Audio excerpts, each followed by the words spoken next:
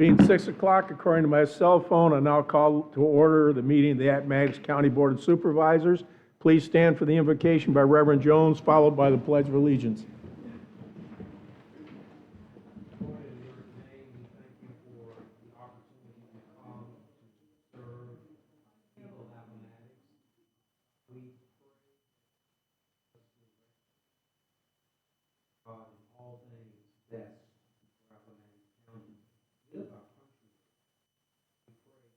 Your divine intervention, such a time of turmoil. Lord, we pray for first responders, for law enforcement. God, we pray that we might go tonight.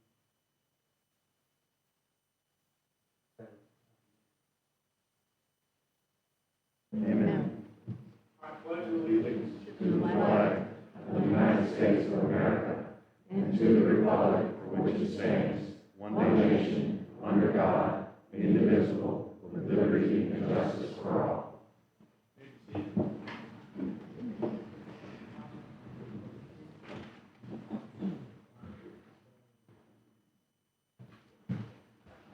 All right, I'm sure you gentlemen have all had a chance to read the agenda. Is there any changes or updates to the agenda? If not, I'll take a motion to accept as presented. So moved. Reverend Jones has moved that we approve the agenda as submitted. Is there a second? Mr. Wolfskill has seconded. All those in favor, signify by saying aye. Aye. Opposed? All right, the agenda as published is set. Okay, first up is a citizens' comment period. This time is provided by the board to allow citizens the opportunity to address the board on issues of importance to the citizen. No individual citizen shall be permitted to address the board for more than 3 minutes. And this is for comments other than the public hearing. So if you're going to speak on the public hearing for the rifle range or for the change in the code or the lift energy agreement, hold off till those public hearings. This is for all issues outside of those public hearings. I also want to point out that last year we had some time with the citizens interrupting the speaker and shouting out from the crowd. If we have anybody who shouts out from the crowd and is disruptive, I will ask you to leave.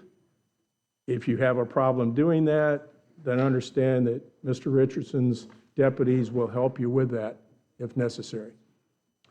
All right, so citizens' public comment period. First up, we have, is that Carol Harvey or Cook Harvey? Go to the podium and state your name and address for the record. My name is Cook Costa Harvey, 12815 Oakville Road. I'm addressing everybody because I love this country and the idea of self-government so much. I'm running for U.S. Congress. I think it pertains to everybody in here, so we can move forward as a united 5th Congressional District. I'm running as an independent, and I'm not taking any donations. That's why I'm employing this forum, because I think there's entirely too much money in politics. So thank you for your attention. Please sign my petition for candidacy and look me up online. Thank you for your time. Thank you. Thank you, Mr. Harvey. All right, next up, Mr. James Boyce is requested to speak.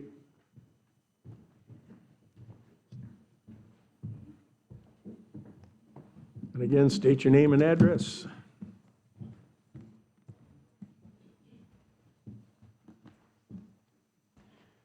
James Boyce, 177 Cawthorn Street, Appomattox. Mr. Chairman, Madam Administrator, fellow supervisors, thank you for allowing me this 3 minutes to speak. It takes me 3 minutes just to get my name out. But I want to address something that is absolutely, to me, incumbent that it needs to get out there. This past election cycle, I ran for the board that is sitting here before us now. I ran on a very simple premise. I know what I can offer somebody. I know when something can get done. But there was also some snake oil sold at that election. I'm going to bring it to your attention so that you'll know, so that when it raises its ugly head, you can snap it off immediately. There was a letter written that there was going to be a proposal at the county level to eliminate property taxes for anyone under 40 earning less than $100,000 a year. I take exception to that because I make less than $100,000 a year, I'm no longer under 40. Why should I be overlooked if we're going to get this grand scheme even thought? Number two, in parentheses, free daycare for working parents.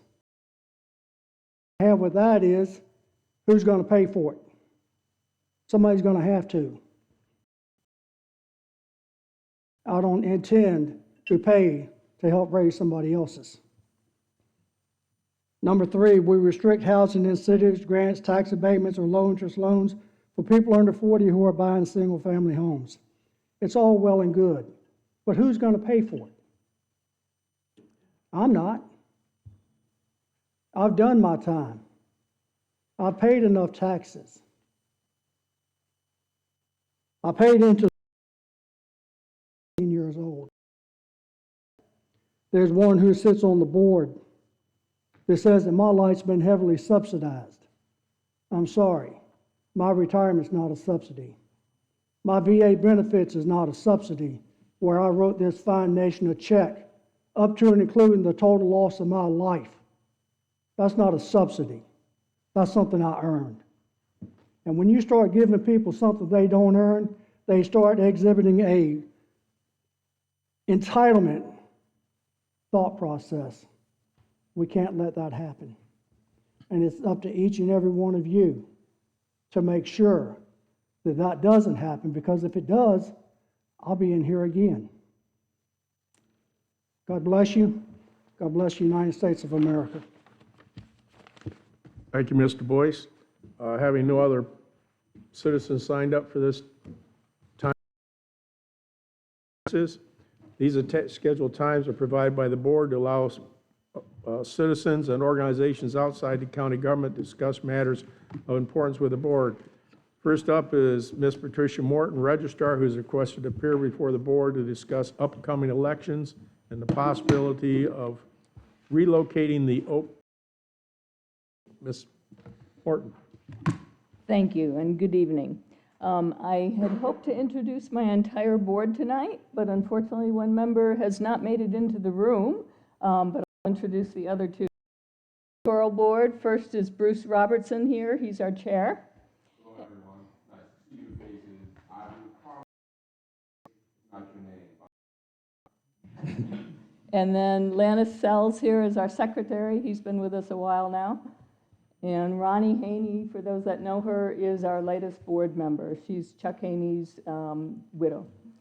And I don't know what happened to her. Maybe she's stuck outside. So anyway, all right, two topics tonight. I wanted to give you an update on the election schedule for this year. And I want to talk about, as John said, the proposed Oakville move. So, next slide, please. All right, calendar year, actually, one more. Thank you. Okay. Calendar year 2026 elections are quite unknown, and that is because of the change that just happened, just got voted a second time to do a constitutional amendment. We think there's going to be an election in April, probably on the 21st, that will be about redistricting. And then depending what happens with that election, changes maybe what district we vote in for U.S. House of Representatives. So only one election date is certain this year, that's November 3rd.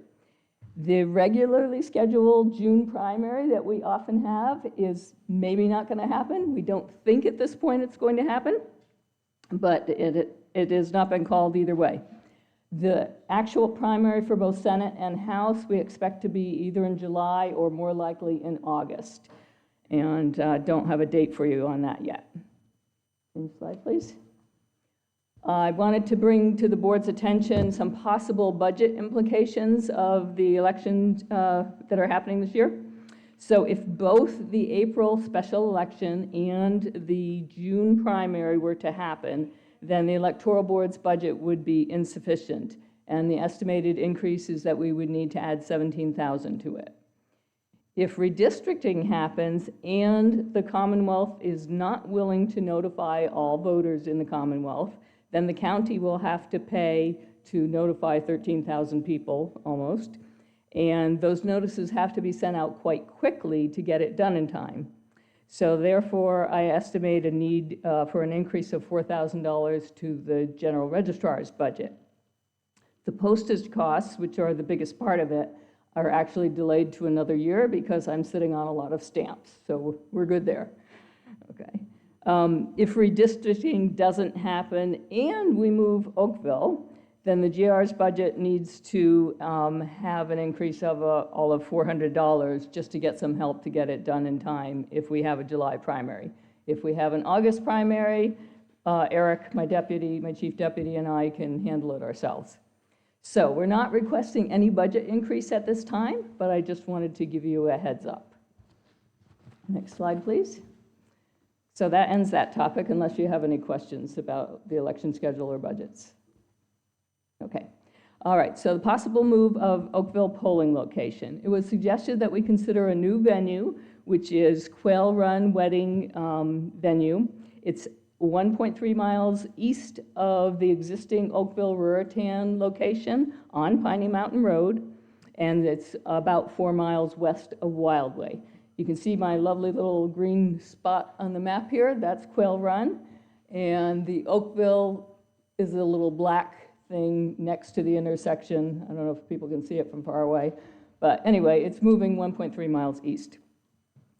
The reason we want to do this, please change, is that the main reason is increased parking. Oakville's now our largest precinct because we merged AG in with it last year, and we have 2,640 voters as of today. We heard concerns last year with parking. The road by the Oakville-Ruritan Club kind of drops off. It's dark, it's narrow, it's not great for getting in and out of that lot. And we appreciate what the county did last year to make it better. That helped us get through November without any accidents and no complaints. But we can do better yet now that there's a new venue. So we think it's safer access and better parking up the road at this new venue. Another reason that's important to us is that the cell service is far better. We have to talk to our election chief all day long about different issues and problems. And so the improved cell service, 4 of us already have tried it out there, it works great.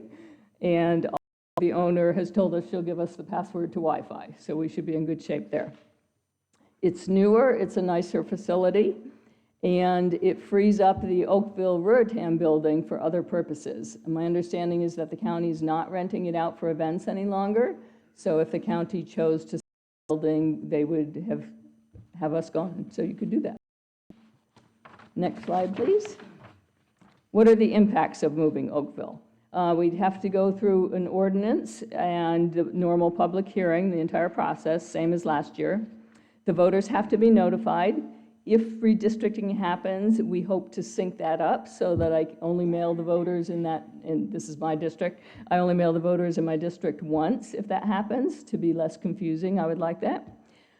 If the redistricting won't be paid for by the state, then we might need to add $400 to the budget. Again, not going to ask for that at this time. That's the same money I mentioned earlier. We will pay the facility just as we do with all county locations. So we pay them $300 per election.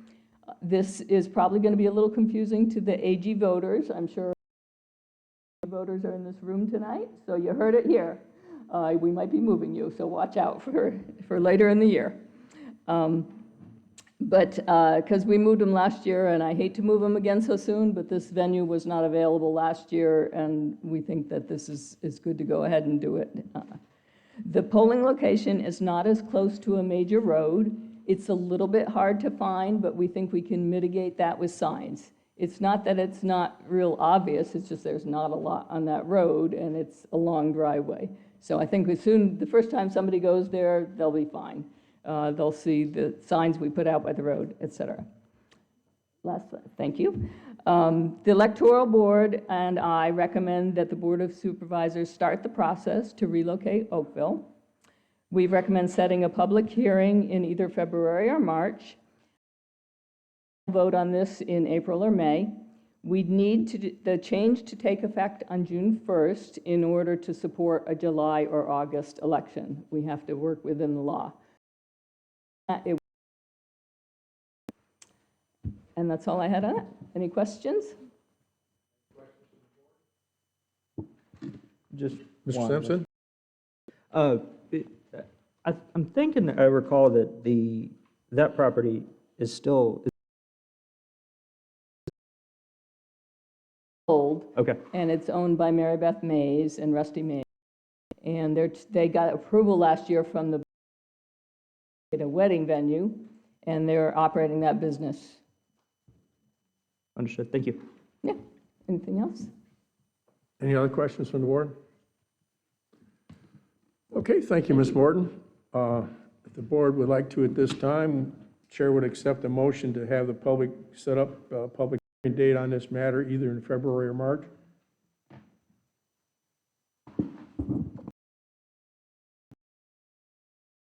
That motion. Mr. Wolfskill, is that for February or March, Mr. Wolfskill? What does the board prefer?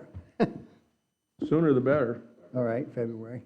All right, Mr. Wolfskill's made the motion to hold the public hearing regarding the move of the current voting precinct to the new venue on the February meeting. Is there a second? Mr. Simpson's seconded the motion. Any discussion? All right, I'll call the vote. Mr. Simpson? Aye. Reverend Jones? Aye. Mr. Hips? Aye. Mr. Wolfskill?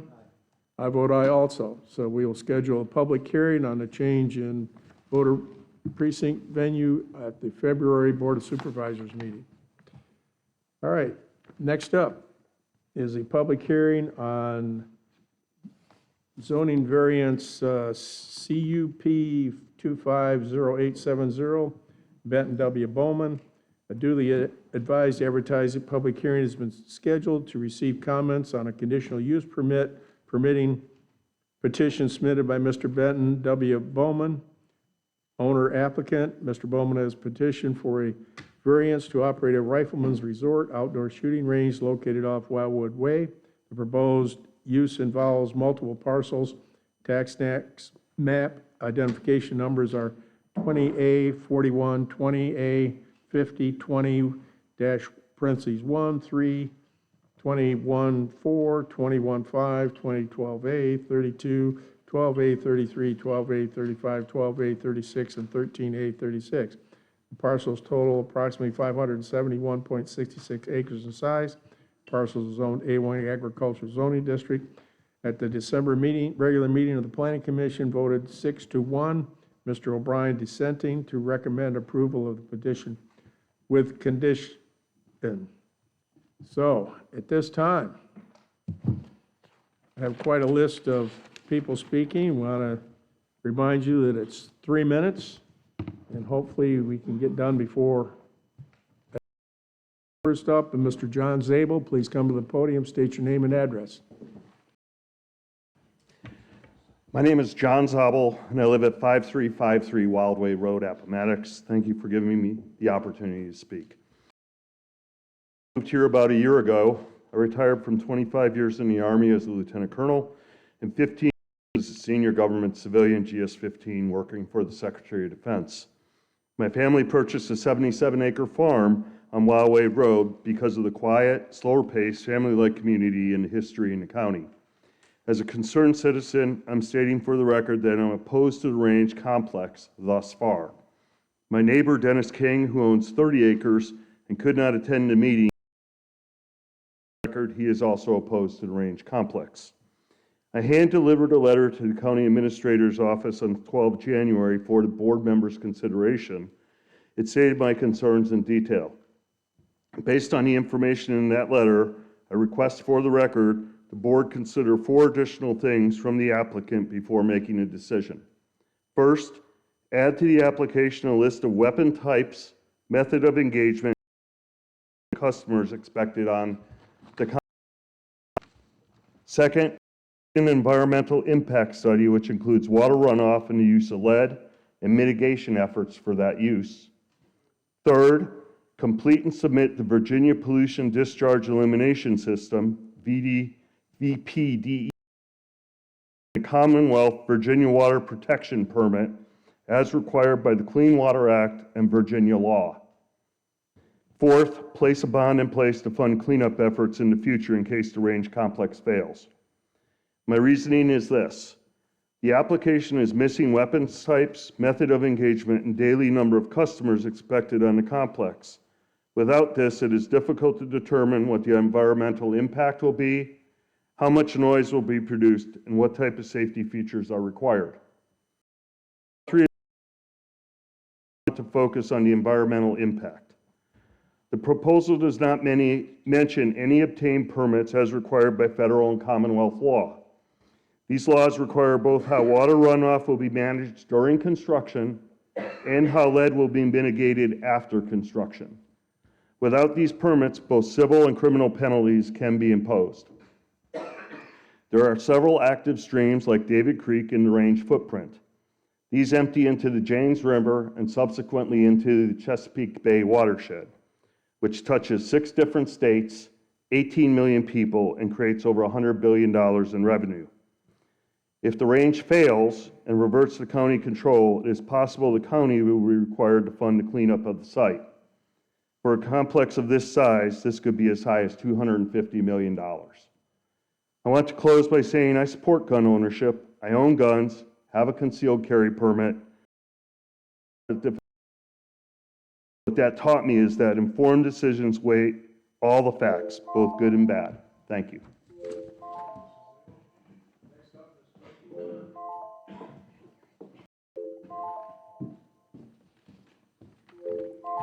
Good evening, Chair and members of the board. My name is Katie Horner. I live at 5587 Wildway Road. I hold in special education, and I am a 2A supporter. Thank you for the opportunity to speak. The proposal would allow for a large-scale outdoor gun range that would include military and police training in a residential and farming community with essentially 24/7 access and involving high-caliber firearms and explosives. That raises important questions about the compatibility with the people and the animals who already live here. The immediate community includes children and adults with autism, anxiety, dementia, PTSD, including veterans who have already given so much in service to our. For these individuals, repetitive gunfire or explosive noise is not simply disruptive,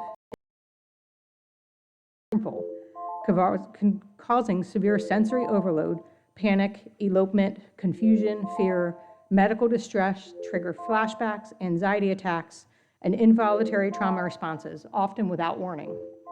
The possibility of training activity occurring at varying times, including overnight hours, makes it especially difficult for affected residents to anticipate, prepare for, or recover from these impacts. Instead, the vulnerable residents will live in constant fear of the unknown. This is also a farming community. Livestock are highly sensitive to loud, unpredictable noises. Gunfire and explosive sounds can cause panic, injury, miscarriages, and reduced production. This area is home to service animals, trained to support individuals with disabilities. These animals are not simply pets, they are medical supports, not trained for this type of environment. Disrupting their ability to function undermines the health and safety of the individuals who. A conditional use permit is intended to allow flexibility only when a use can coexist with its surroundings. In this case, the nature of an outdoor gun range of this caliber is fundamentally incompatible with a residential farming community that includes vulnerable populations, and no amount of conditions can change that. We respectfully ask the board to deny this conditional use permit and encourage the applicant to seek a location that is remote, purpose-built, and appropriate for this type of activity without placing permanent harm on families, veterans, farmers, and individuals with special needs. A community is measured by how it protects its most vulnerable members. We ask that you consider that responsibility carefully as you vote. Thank you for your time and consideration.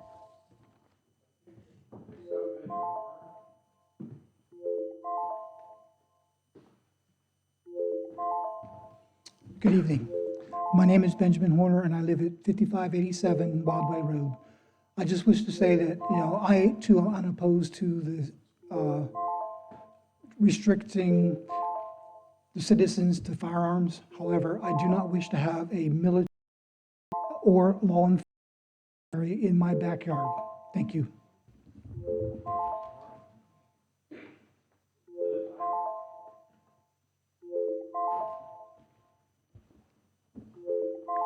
My name is Linda Tyler. I live at 6067 Wildway Road. I'm here to address my concerns to the shooting range and to the Board of Supervisors in Appomattox. My biggest immediate concern is noise pollution.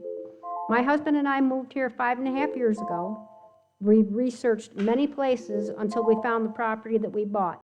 10 miles from.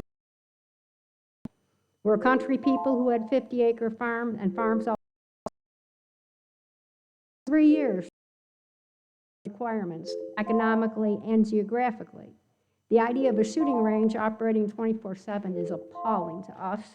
My husband is hard of hearing and has hearing aids, and quite frankly, I have a hard enough time communicating with him now. Now, with gunfire all the time or for extended time is definitely not ideal.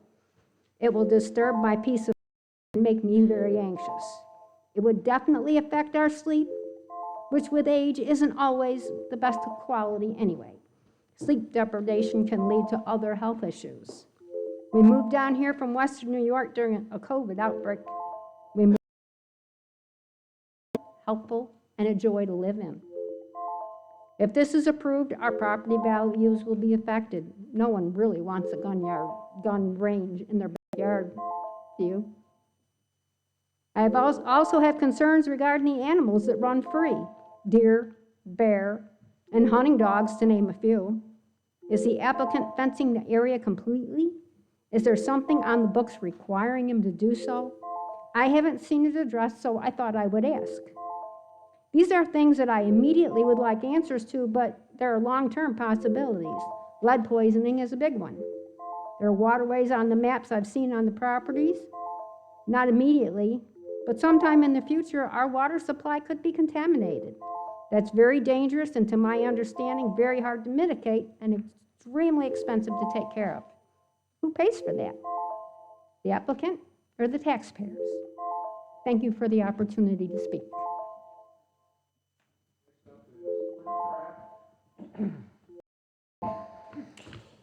Quentin Craft, 47 Road.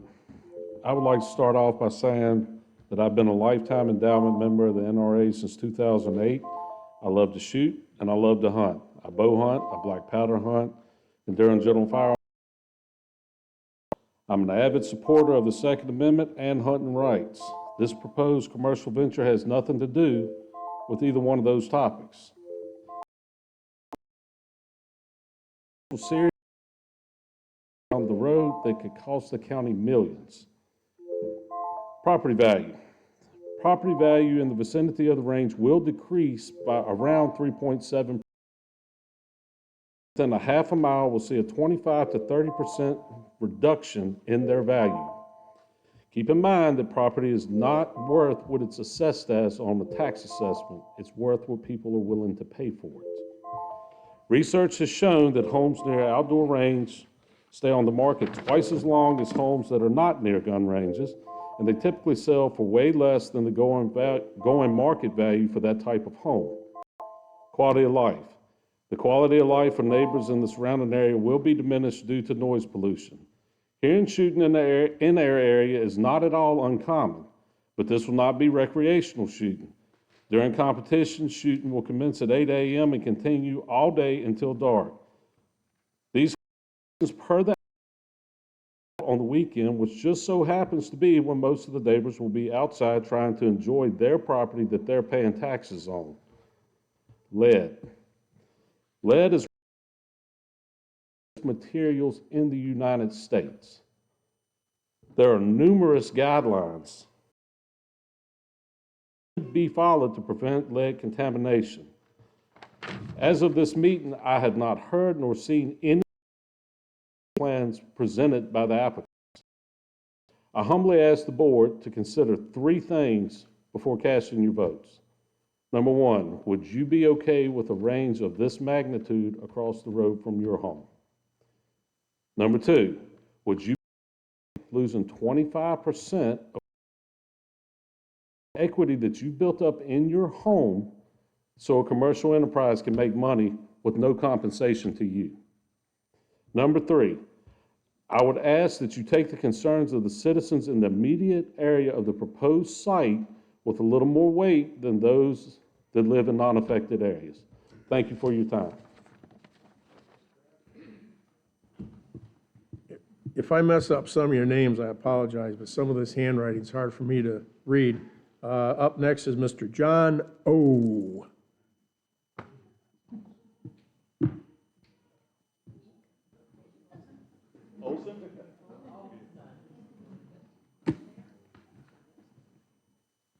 My name is John Olson. I live at 5113 Wildway Road. I believe that this shooting range is not going to be as big a problem as people think if they follow the rules laid down by the Planning Commission. It's not going to be, they're not going to be shooting 24/7. Like some people have stated, but they will be shooting into the evening. And I have really no problem with that. I'm fairly close to the range, and I'll probably be able to hear it. But as long as it's done in the daytime, and a lot of these guns are going to be suppressed, so there'll be a minimal, no real problem with it. Thank you. Thank you, Mr. Olson. It's like, I'm going to just say Mr. McCabe, is it? Or Mrs. McCabe, or?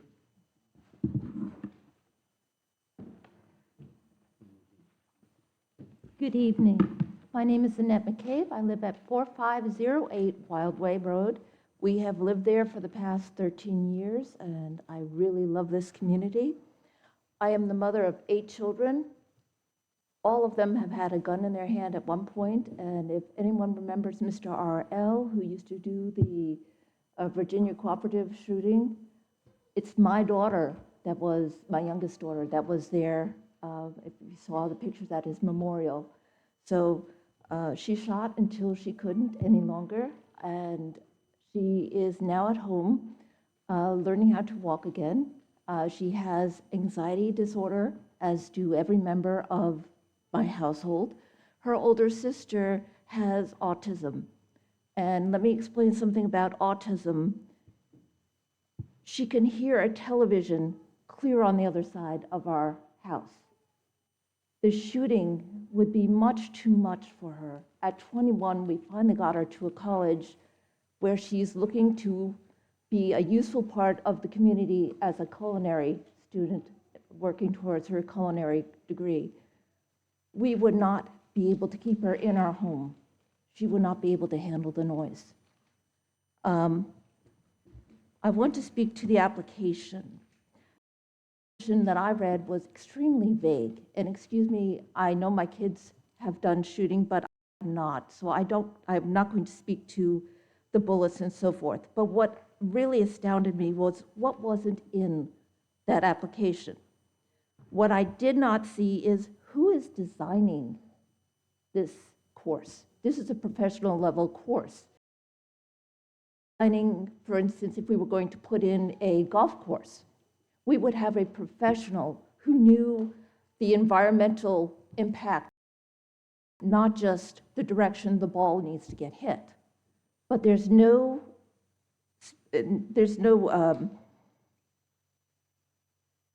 information at all as to who the designer is. And when I spoke to people who were in the business of cleaning up ranges at the end of their use, that was the first thing they asked me. Do you have a professional, somebody who's certified? There was a lack of information about when these ranges will be cleaned and inspected. Typically that's every 2 years. There's nothing that speaks to that in this application.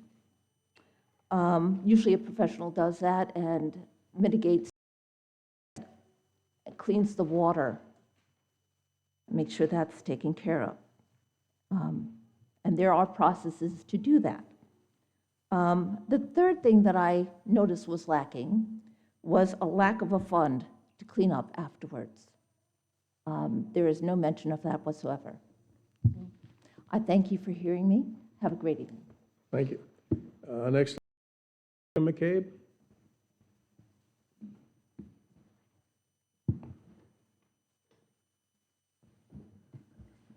Thank you. I'm William McCabe. I live at 4508 Wildway Road, and thank you for hearing me. Most of the points that I wanted to bring up have already been brought up.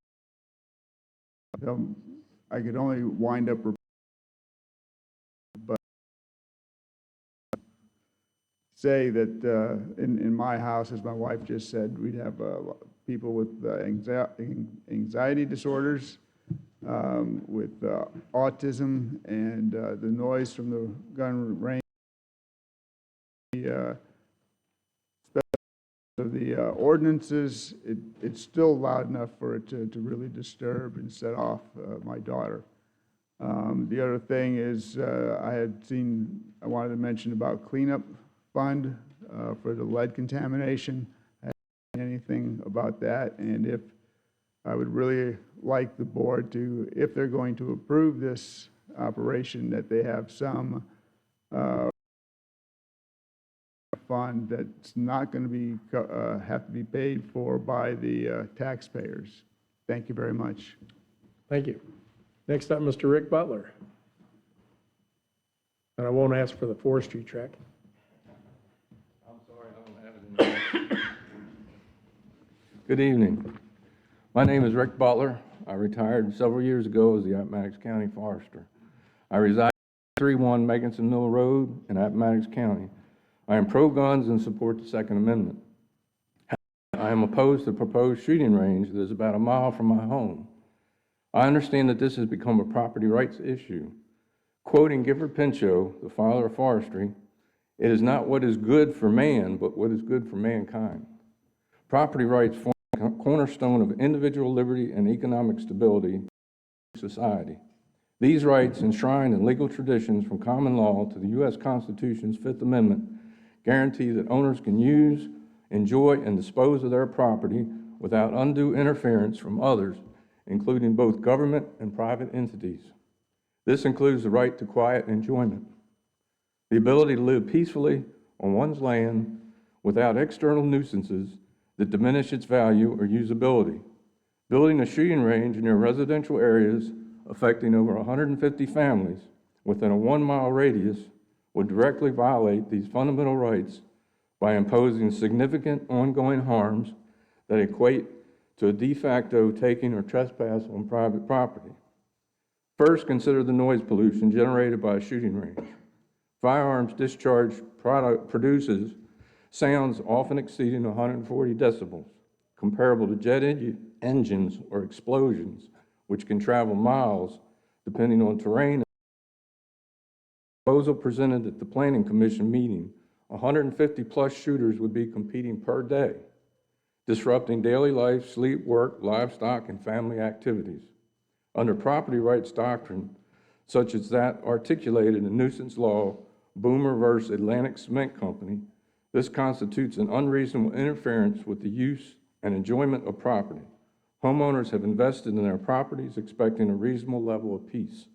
A shooting range retroactively erodes that, effectively transferring the cost of the range's operations onto unwilling neighbors without compensations. This isn't mere inconvenience, it's a tangible decrease of property value, with studies showing declines of 5 to 20% in areas near shooting ranges. Second, safety and environmental risk further encroach on property rights. Shooting ranges pose hazards from stray bullets or ricochets, even with safety measures, as numerous incidents where projectiles have crossed property lines. This creates a perpetual threat to life and property, forcing families to live in the fear, thus containing outdoor activities, children's play, or even gardening. I may be misinformed, but my understanding is that tracer rounds will be used with night firing. This presents another problem. They can cause fires that would travel quickly into areas with difficult topography that have little access for firefighting equipment. Response time would be 15 to 20 minutes at best. Once on the scene, fire trucks may not be usable, and firefighters would have to go into the areas on foot, causing unnecessary risk for our volunteer fire personnel, especially with these fires occurring at night.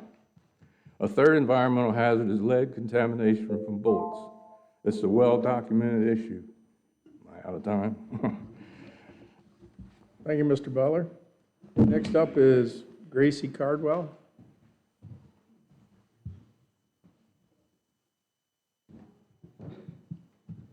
Good evening. My name is Gracie Cardwell. I live at 292 Western Lane, and I'm a member of Liberty Chapel Baptist Church.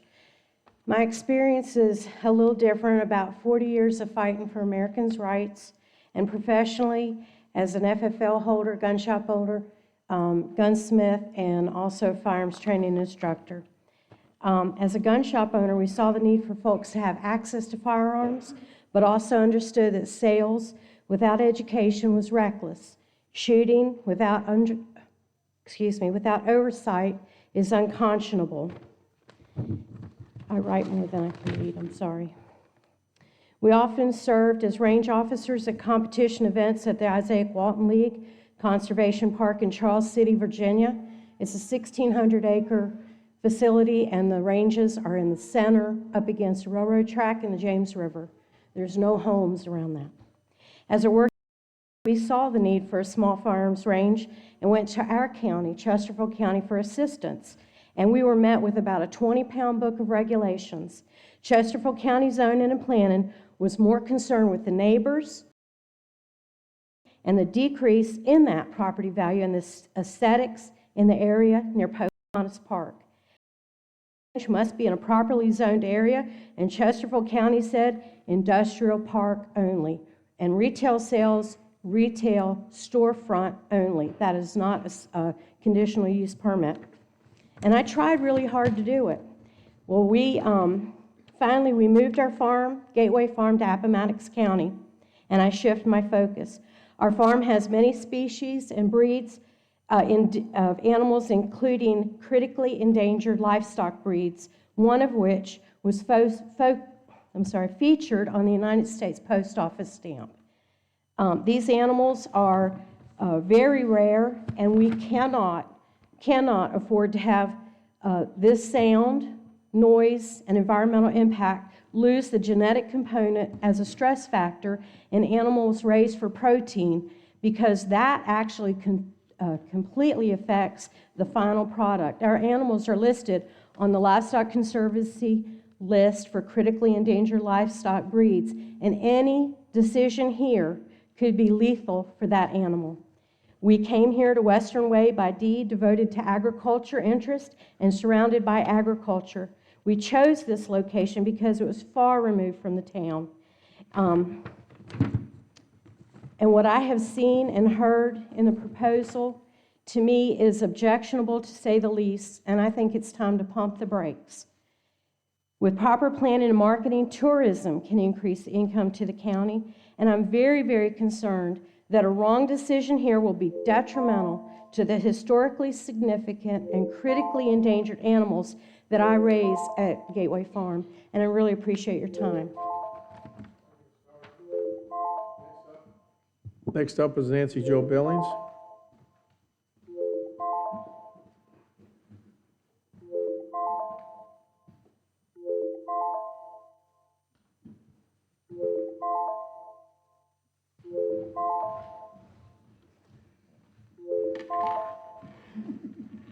Thank you. I'm Nancy Jo Billings. My home is at 5567 Wildway Road. I am a big advocate for the Second Amendment, but I oppose this proposed rifle range. I moved here in 2016 to get peace and quiet after 40 years in the nursing profession, the last 17 of which I spent working in the emergency department at VCU Medical Center in Richmond. I have learned a little about regenerative farming, and I've rescued an endangered heritage breed of poultry. So my focus is about health and safety as well as potential harm to our agricultural zone here. Our community is designated by the Central Virginia Planning Commission as suburban residential.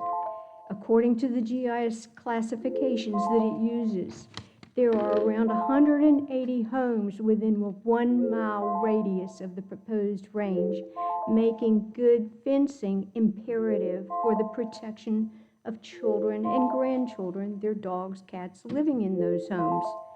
Swimming pool owners are required by law to place a minimum of 48 inches no-climb fencing around their pools.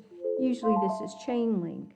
So while the proposal mentions, and I quote, "there will be fencing," it is not clear what the specifications are and whether that work has begun in order to be in place prior to March events that are planned and advertises.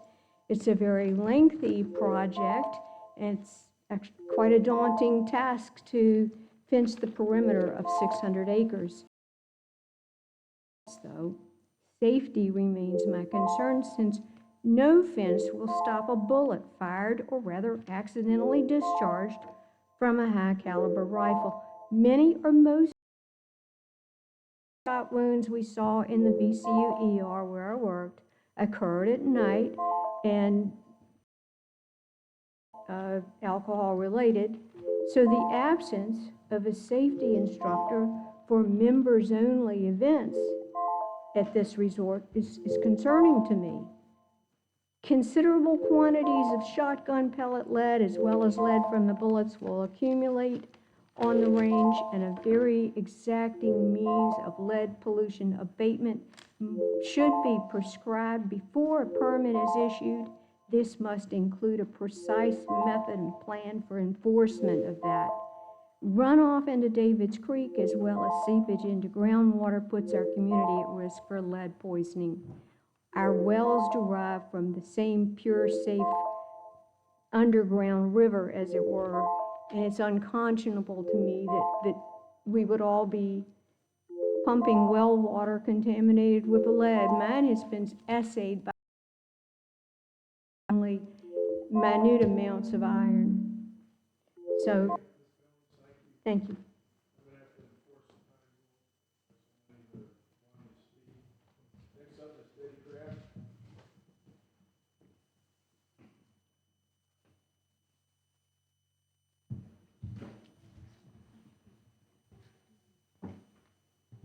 Good evening. My name is Betty Craft, 4 Wildway Road.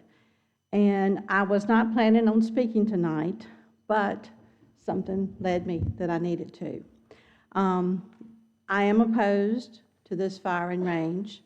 I am a believer, and you have the right to guns. That has nothing to do with the Second Amendment. This has to do with the concern of my neighbors. You know, we are in the country. We live in the country for a reason. We pay our taxes. We don't bother anybody. And we just want peace. And I feel with this range, peace will not be there for all the reasons that have been said tonight. And I just hope when you vote that you will consider the families. I live about 3 miles. Yes, the traffic may bother me. I may hear some of the noise if they use some of the big explosive targets, but I am concerned about my neighbors. And I thought, and I hope, that's what Appomattox is about, caring about one another. Thank you.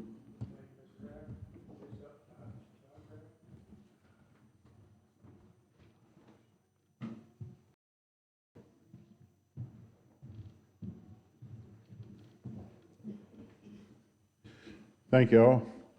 My name is Todd Kraft, same address as her. She still lets me stay there. I'm opposed to this, but I'm not opposed to the applicant. The applicant has been and will be family to me, at least from now, whatever y'all decide. I am for property rights, but property rights stop when they're detrimental to other people's property. I am pro Second Amendment, but you got to be careful with that. This, if you want to shoot these long distances, they have a range, not in New York, not in West Virginia, Spears Mountain, 30-minute drive, if you want to do that. If it's in the right place. This ain't it. It affects too many people. It affects their property values, their peace of mind. These folks work hard, they pay their taxes, they don't bother anybody. I don't remember any real significant calls for service in that whole area, which a lot of friends of mine when I was at the sheriff's office. They're good people and they pay their taxes. Thank you for your time. Next up, Ms. Patricia Morton.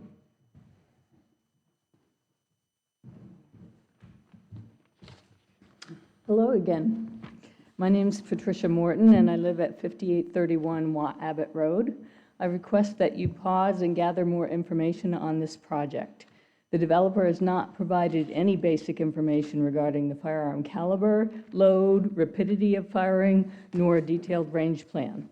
I understand that engineering plans are not required at this stage of development.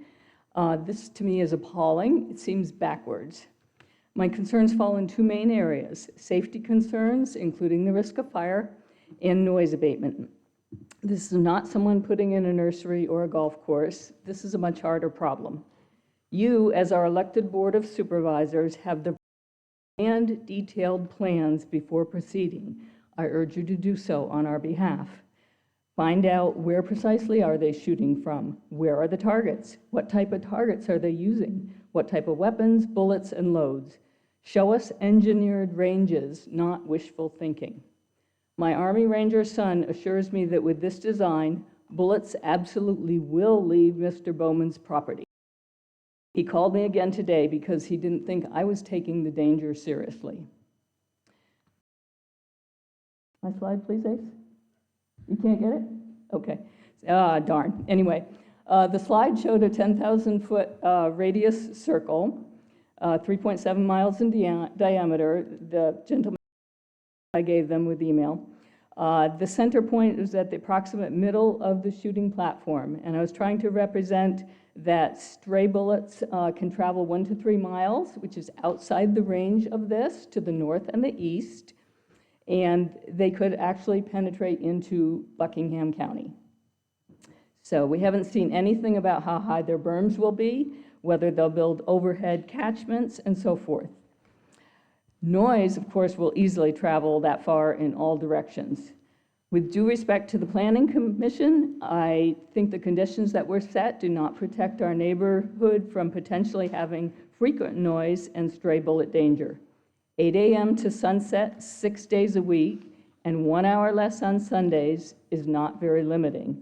More reasonable restrictions would be a maximum of 4 to 6 hours of shooting a day, Sunday openings after the 2 nearby churches are done with their services, 1 or 2 days a week requiring closing, and limiting the number of competitions per calendar year. I urge you to validate and check out 2 rumors I've heard, that the owner is already building berms, and that the business owner, someone alluded to this, is already selling tickets to a planned March competition. Several people, probably in this audience, told me that they don't believe you will listen to us, that you will rubber stamp this. You showed me last year that you do listen to the citizens when we went through trying to change polling locations. Prove my neighbors wrong. Do the right thing. Thank you, Ms. Morton. Next up, Mr. Nell Wilson, excuse me. Hello, Chairman, Board, thank you for listening to us tonight. My daddy always told me, you just MYOB and just keep your mouth shut unless you've got a dog in the fight. I have a dog in this fight. Shooting stands is about as far as from me to the old Social Security building across the road over there. I mean, I could literally look out and see where all be. When I heard about this, shooting range, this came back to me. On June 8, 1987, Carowinds Theme Park had about 2 on the 70-acre park they have. Ocean Isle Wave Pool was on the western edge of the park. 6-year-old Alicia Rollins was in ankle-deep water, and 50 feet behind her, 16-year-old Michelle Sexton was laying on a float. Suddenly, Alicia fell down, blood gushing from her abdomen. Michelle rolled off her float, floating down, trailing blood behind her. She was fatally wounded. Police used a helicopter and dogs to search the Carowinds Park and the people after the shootings, and investigators believe the shot or shots may have come from outside the park situated on the South Carolina. After that announcement, on Monday, June 9, a man brought a gun to Mecklenburg County Police.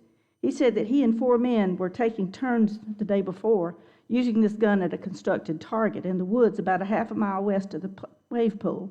Upon investigation, the police said that several spent casings and bullets that matched the 7.62 caliber bullet taken from Rollins, the little girl, was found in the area. The bullet that killed Michelle was never found. Now this. 9-year-old Brian Perez was playing in the front yard of his South Central Los Angeles home in 1999 while his parents roasted hot dogs in the backyard during the 4th of July barbecue. A bullet dropped from the sky, died on the spot.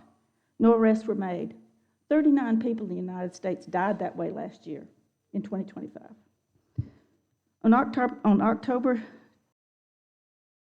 10 afternoon, 14-year-old Dwayne Morgan in St. Louis, Missouri was shot and killed by a stray bullet while playing video games inside his home. The bullet went through his bedroom window. Police investigations did not turn up any arrests. A bullet shot straight into the sky is exhausted. 22 caliber, 1 to 1.5 miles. 9mm, 2.5 to 3 miles. A rifle bullet, several miles from the origin due to wind and other factors. They pose a significant danger, even when it's fired straight up. A bullet fired into the air can climb 2 miles and remain in flight for more than a minute. As it falls, the bullet will reach a velocity. Can bullets go through a house? Yes. I feel like I'm in an old burning barrel in my mobile home. The bullets will just go right straight through the house. Thank you, sir.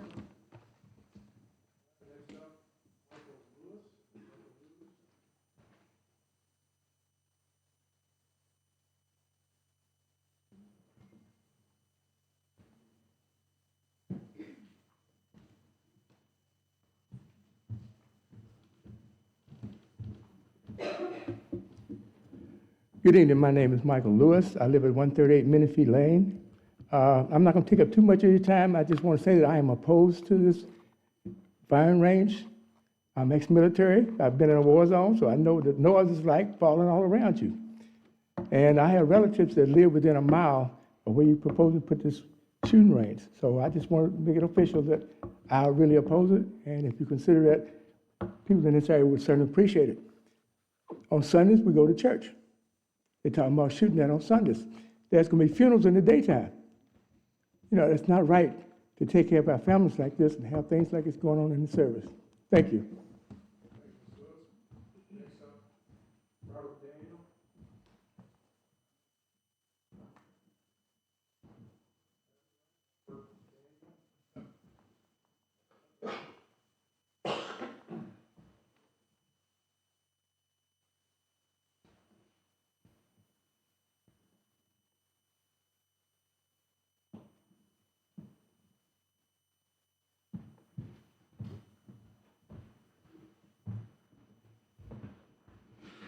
Yeah, good evening, everyone. For this voting, I think we have church on Sunday. I think we should pray on Sunday, still hunt on Sunday. Well, Mr. Daniel, could you give us state your name and address for the record? I have church on Sunday. Because we have a good day for the Lord. The bill, I say. All right. Mr. Margie Coleman.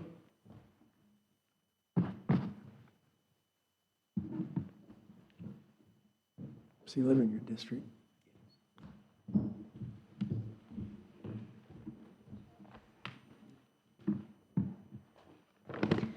Good evening. My name is Margie Coleman. I live on Coleman's Mill Road.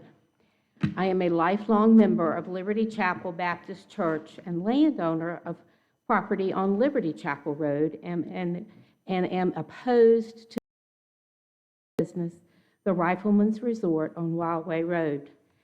I have made only 10 bullet points, no pun intended, to address the areas of my greatest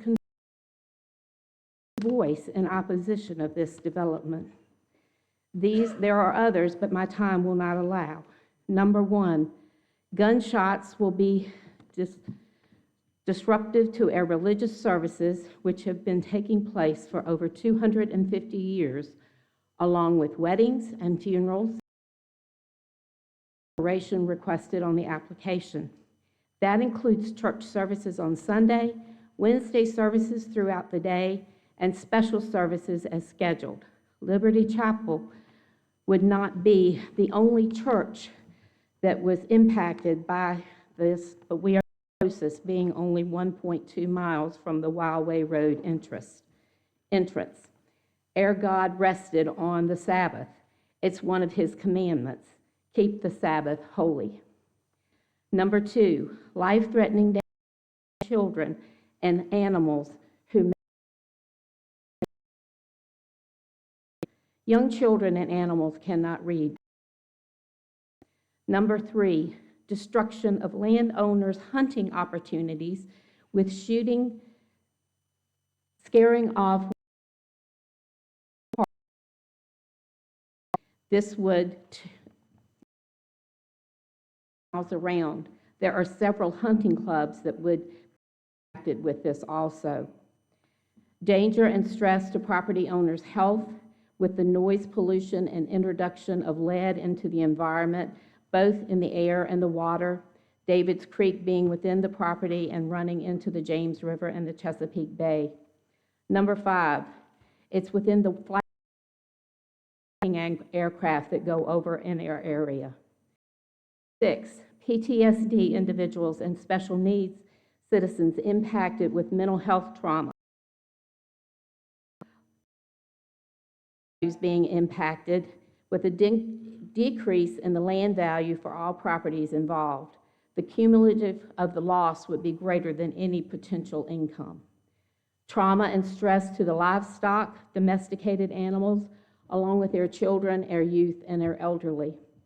Our calm and quiet countryside would be stolen from us with the addition of this business from the noise and the pollution. There is a completely different view of this if it is not in your front door or if you are only present for a short period of time.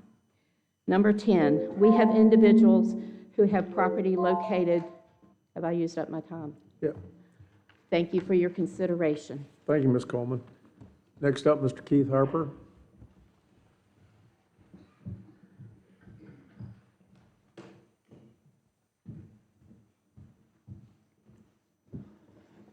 Hey, my name is Keith Harper. I live at 54, or I own the property at 5492 along with my family on Wildway Road. I will tell you, I had a long list of things I wanted to talk about, but there's a lot of folks out here that have said them much more adequately than I will have. But I do want to focus on a couple of things. I am an endowed lifetime member of the NRA, have been shooting my whole life. Shot on various competition teams as I was growing up. I am an avid firearm owner. I have a collection that would probably shock most of the people in this room. So this has nothing to do about gun rights or trying to keep people from shooting. I love to shoot. It's not about that. If you look at this piece of paper here, you look in the middle of this range, that's my property.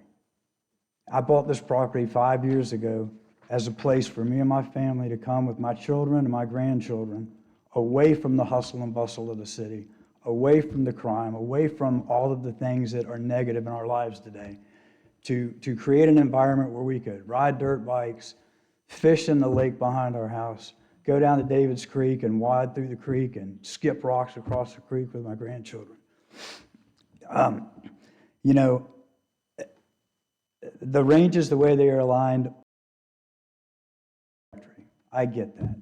But if you look, and if you go to their website and look at their own video and stand at the sites that they're talking about and take a whole shot right across, that's where we live. That's where my kids and my grandchildren play. It's not, accidental misfirings don't happen when you're going to line up on a target. They happen when you're getting in position, and getting in position is a straight horizontal line. So my concern, I'm to talk about the safety of my family. There are a couple of other issues, I don't know how much time I have left, but a couple of other things that I think need to be addressed that I think were missed by me. Because if they missed the things that are obvious to me, then what else did they miss? What else is not out there that you guys aren't? I sent you all a letter with a lot of data in it. Hopefully you did read it.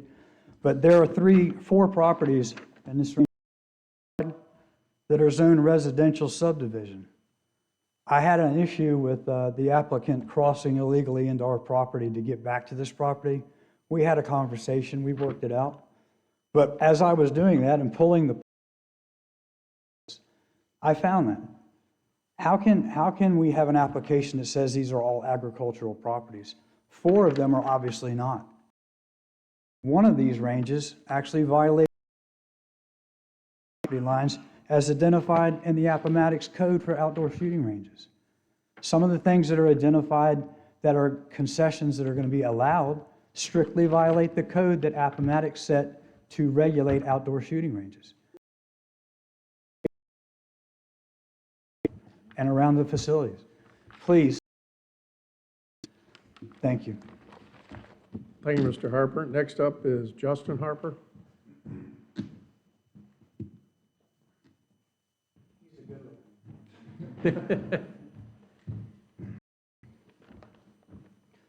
Good evening, Board of Supervisors.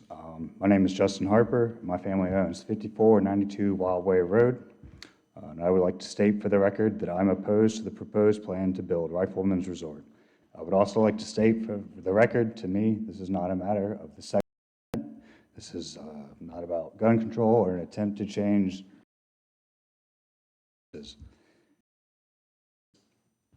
a safety concern and the use of people's properties to ability to have peace and quiet in their property and the surrounding area.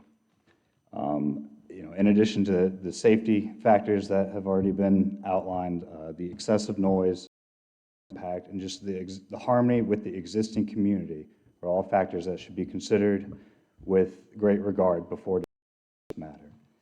With this surrounding area being agriculture and livestock in that regard,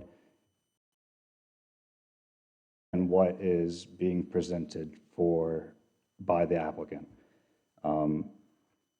For the safety side of things, I think that the proposed plan is inadequate and lacks many details to address the safety concerns. And I respectfully ask for the board to consider requesting a properly engineered and developed site plan prior to approval to address these concerns, considering we on that property are surrounded on 3 sides by this. I would like the board to consider requiring independent studies to address the concerns over excessive noise and the environmental impact, not just that would lead into David's Creek and the groundwater that all of the local residents with their well depend on. I would also kindly ask that the board consider requiring range officers at each range during hours of operation, regardless of membership, to verify the integrity of the operation. I'm certain my neighbors can agree with this. Property already been previously addressed for the GIS. I don't really understand how the parcels can be zoned single-family residence, but consider on the permit application. That's lost to me. And respectfully, something else that I believe needs to be addressed is how outlined in additional signs should be placed of no more than 1,000 feet, while 681 specifically states that the perimeter line, property line, and the site or area used shooting range or match shall be fenced and otherwise restricted so that access to the site is controlled, ensuring the safety of patrons. I would also urge the board to consider if this was in your backyard. Would you approve it? Next up, Donnell Harper.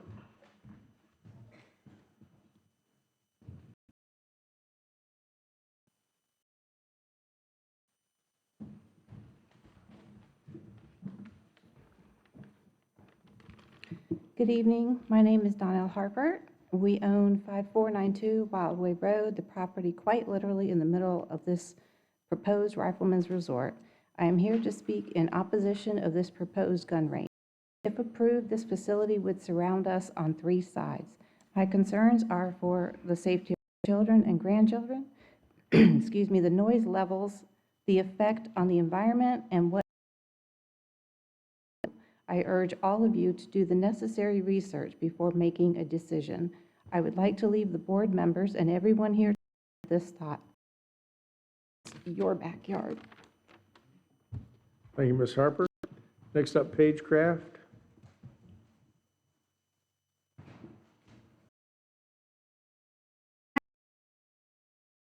Wildway Road have covered a lot of things. I'm concerned about the legal issues because we are going to be sued. We are going to be sued. We're going to be sued for lead cleanup.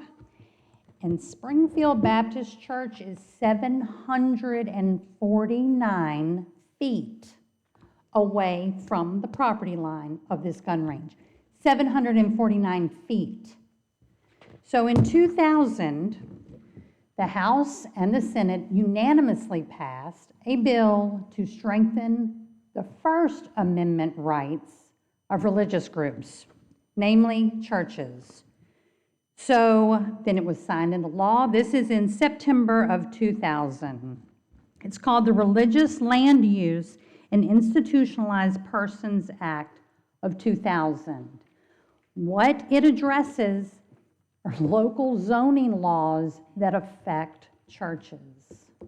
So we're looking at 749 feet, property to property of Springfield Baptist Church and this shooting range. Now, we all know how loud this is shooting the church. So the shots are going towards the church. Tannerite. We put up a tannerite target, and what happens to that church while they're in service? The windows are shaking. What happens during a funeral? When Quentin and I got married, we were going to do it outside, you know, barefoot wedding, and Betty was like, absolutely not. You are getting married in the family church, the church that her family has been members of for generations. It's our church now. And that's where we got married. Are we going to tell people, Springfield Church, congregation, I'm sorry, you can't have a funeral, you can't have a wedding because the gun range is more important? That's not Appomattox. Not even close to being Appomattox. That's a 160-year-old church. Liberty Chapel, 250 years. It's going to affect them too. Stews, church picnics, funerals. This has not been brought up, not even remotely. I read the packet. It mentions homes, no mention of the churches. That's a problem. Thank you. Thank you, Ms. Kraft. Next up, Chase Weekly.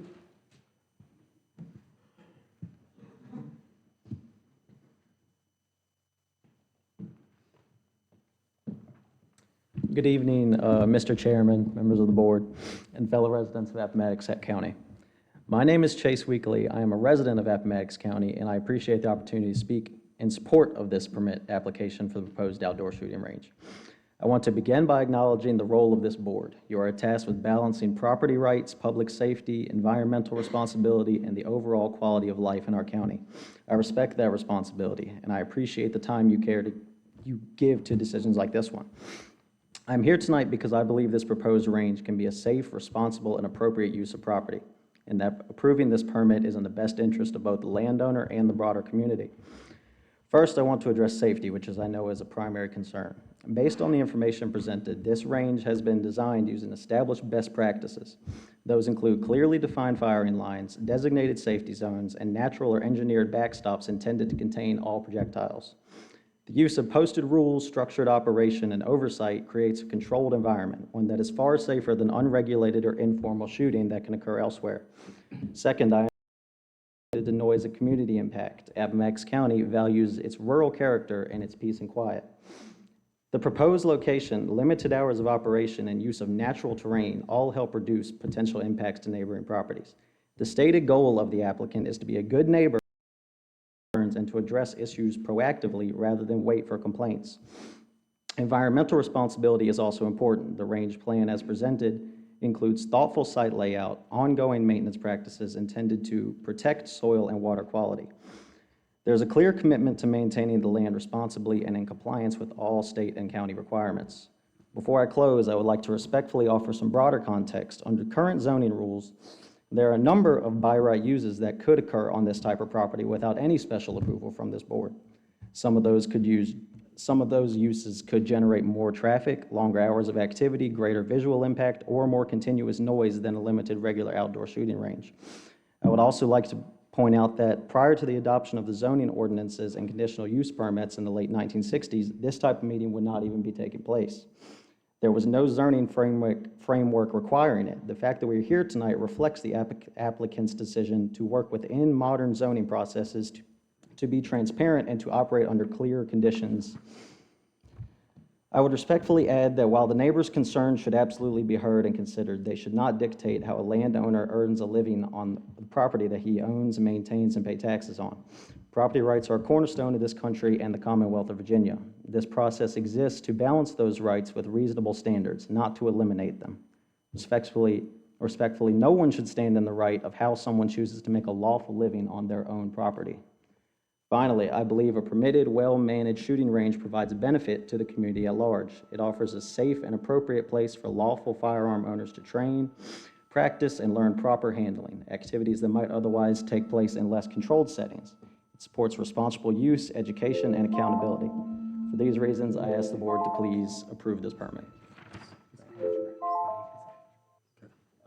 Chase Weekly, 234 Sunday Lab. Thank you. Next up is Ms. Deborah Howard.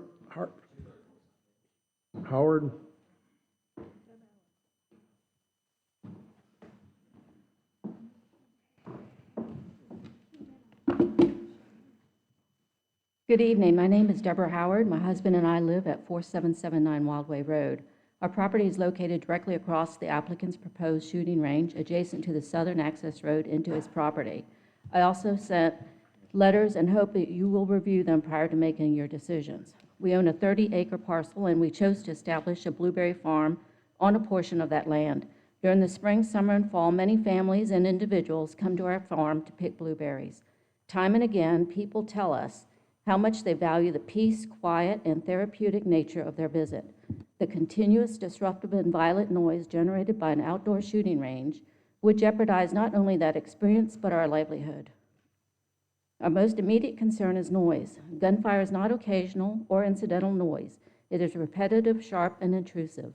An outdoor range directly across the road will fundamentally change the character of our property and the surrounding area. A serious long-term concern is lead contamination. It is well documented that outdoor shooting ranges are among the major contributors of toxic lead pollution.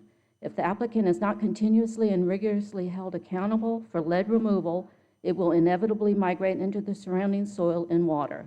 This has been proven repeatedly by reputable agencies, including the EPA, DEQ, military installations, and universities. We are a spray-free farm. Lead dust and eventual groundwater contamination would threaten our drinking water, our irrigation system, and the integrity of our crops. While the conditional use permit states that the applicant will follow EPA best management practices, I ask, who in Appomattox County will be responsible for enforcing compliance, both for lead remediation and for noise levels? These are not one-time issues. They are ongoing and escalating risks for adjacent landowners and ultimately for the county itself. Property owners, how much time do I have? Property owners are another major concern. Numerous studies show that noise pollution alone reduces residential property values. According to the county's own GIS data, there are 184 homes within a 1-mile radius of this proposed range, and over 2,200 homes within a 5-mile radius. Even modest declines in property values would result in hundreds of thousands of dollars in lost real estate tax revenue annually. This loss compounds over time as people move away. I ask you to weigh that loss against the revenue you believe the shooting range would generate. In closing, I respectfully ask each of you, before making this decision, to consider relocating the range to an indoor facility where noise and lead can be properly contained in a commercial site. And I ask you to take a moment to imagine how you would feel if an outdoor shooting range were placed in your own backyard, how it would affect your family, your property, and your right to peace and quiet. Thank you for your time and consideration. Next up, Mr. Dan Howard.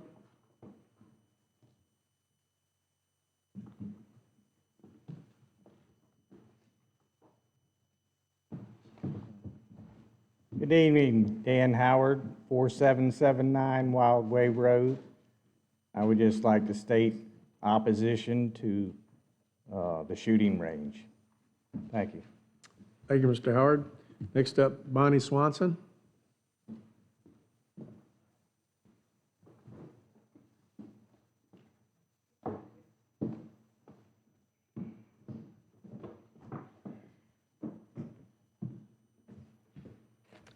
Good evening.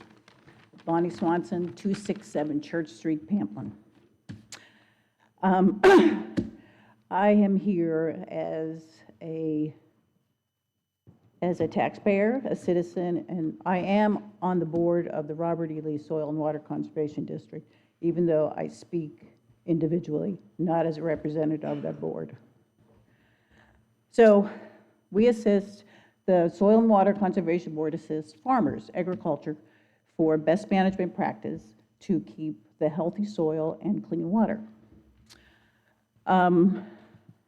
Unfortunately, we don't go that direction with other enterprises, but that's my purpose.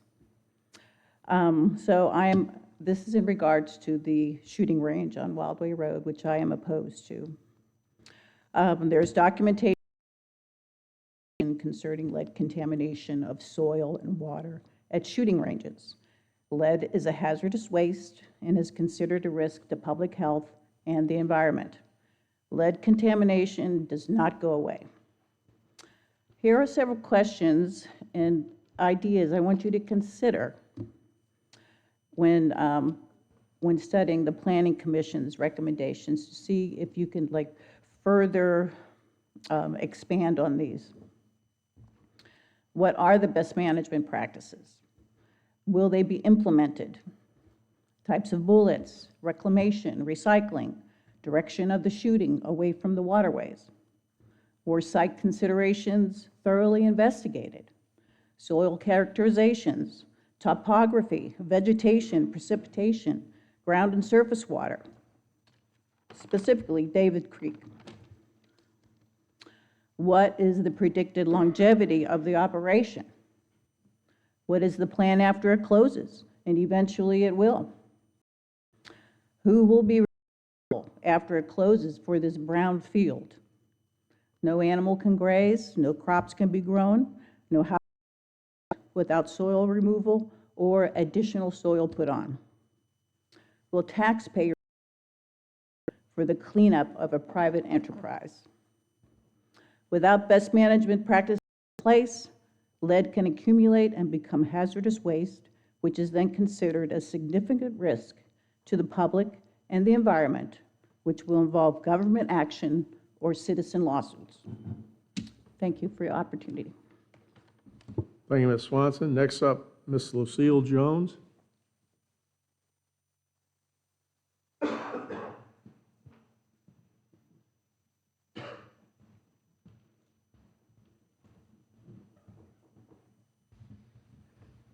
Good evening, everyone.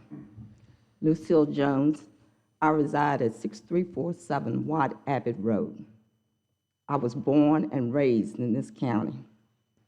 It has been peaceful and quiet and a wonderful place to raise children, to visit, to go to church. I live right down below the church. I too have an autistic grandchild.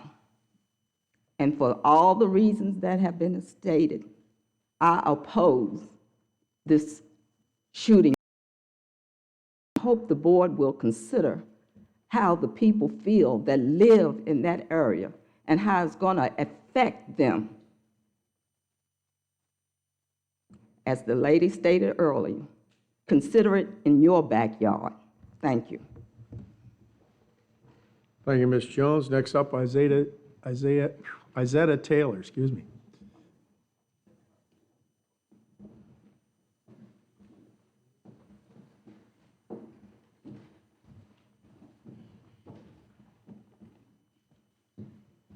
Good evening, board and subby. My name is Isetta Lewis Taylor. I live at 6239 Watt Abbott Road in Appomattox. I was born 70 some odd years ago. My family, ancestors, they all were raised in that area. Springfield Baptist Church is right up the road. Now, I believe Mr. Bowman spoke earlier, correct? If not, the gentleman that stated that this is going to be a recreational facility and so forth, but no one on Watt Abbott Road, at least 2/3 of the individual residents of Watt Abbott Road, was not aware of a rifle range going up. Nothing was sent through the mail, phone. For Miss Peggy Craig, 2/3 of Watt Abbott Road would not even be aware of what was going to be. So if you want to approve, which the planning board has already, I understand, approved this, I feel sorry for you. I really do. Because Mr. Bowman is renting, from what I understand, this land to whom? Nobody knows. They don't know how many buildings it's going to go up. They don't know where, what, whom, or anything as far as we are concerned as residents of this area. Now, approve it.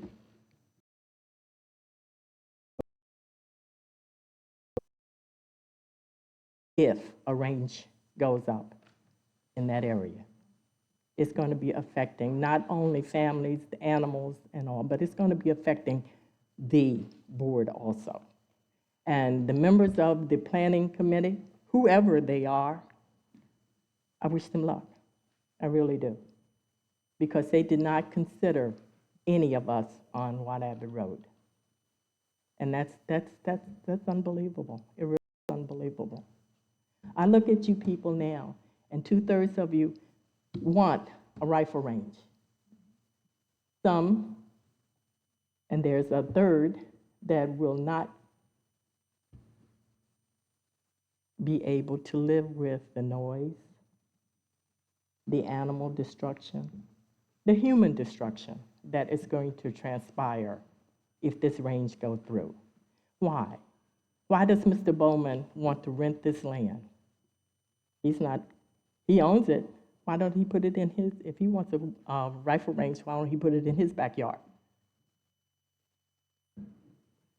Has anyone asked? Is he here? He is. Where is he? He's right here. It's in my backyard. It is in your backyard? What's the address? This is not for dialogue. This time is to let the citizens speak. Thank you. I've said my worth. But I do oppose. Thank you, Ms. Taylor. Next up is Mr. Robert Yoder.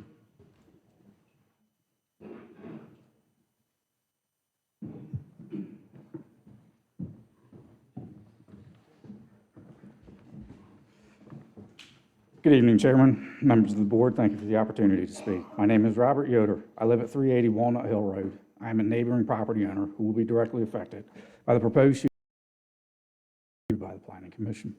I'm a lifetime member of the NRA, a certified NRA and firearms instructor, a range safety officer, and I am a shooting range. I was also a longtime member of the Libertarian Party, which strongly supports both gun and property rights. I'm not opposed to firearms. Shooting ranges are private enterprises. But even libertarians understand a basic principle. Property rights are not unlimited when their exercise infringes on the property rights and safety of others. That is why zoning ordinances and conditional use permits exist. My objection tonight is not ideological. It is about failure to apply mandatory county regulations and failure to follow the standards the applicant claims to rely upon. First, the Planning Commission failed to enforce existing requirements in the Appomattox County Code. Chapter 19.6-81 already requires perimeter fencing and warning signage posted at least every 100 feet for shooting ranges. Yet the Planning Commission imposed a condition requiring signage only every 1,000 feet, a 10-fold reduction of what the ordinance requires. Second, the orientation of the firing lanes on specific parcels violates county regulations. Parcel 20-14 has shooting lanes oriented southeast. Parcel 20A41 has shooting lanes oriented south. Both configurations violate the county requirement that a firing point not be located within 1,000 feet of neighboring properties. In addition, multiple shooting lanes are directed toward the 20-2-1 rather than toward the interior of the applicant's own property. Two of the proposed shooting lanes run directly parallel to my property, increasing both safety, risk, and noise impact in direct conflict with the Planning Commission's conditions. Further, parcel 12A35 has shooting lanes oriented directly toward Watt Abbott Road, which also expressly prohibited. These are mandatory safety standards. A conditional use permit cannot weaken the code. Conditions are meant to add protections, not remove them. These are not design preferences. These are clear existing rules that were not enforced. Third, the application claims compliance with the NRA Range Source Book. As an NRA instructor and range owner, I am familiar with that book. The NRA Range Source Book warns not to force a shooting facility onto an unsuitable site, emphasizes cultivating goodwill with neighboring landowners, recommends using the EPA's best management practices for lead and outdoor shooting range manual, and states that a registered professional engineer should conduct an environmental assessment during the planning phase. None of those things were done. No professional environment assessment was submitted. No meaningful neighbor engagement occurred. No objective analysis was provided showing these parcels can comply with safety standards. And the concerns of lead contamination were completely omitted from the conditions. Citing the NRA Range Source Book is not the same as complying with it. When you combine weakened conditions, standards that were not followed, the result is a permit flawed and unsafe to approve. The Planning Commission acted hastily and haphazardly by recommending approval of the petition. For those reasons, I respectfully ask the board to deny this permit or remand it back to the Planning Commission with clear direction to enforce the ordinance as written and require proper professional review. Thank you, Mr. Yoder. Next up, Mr. Dennis Torrance.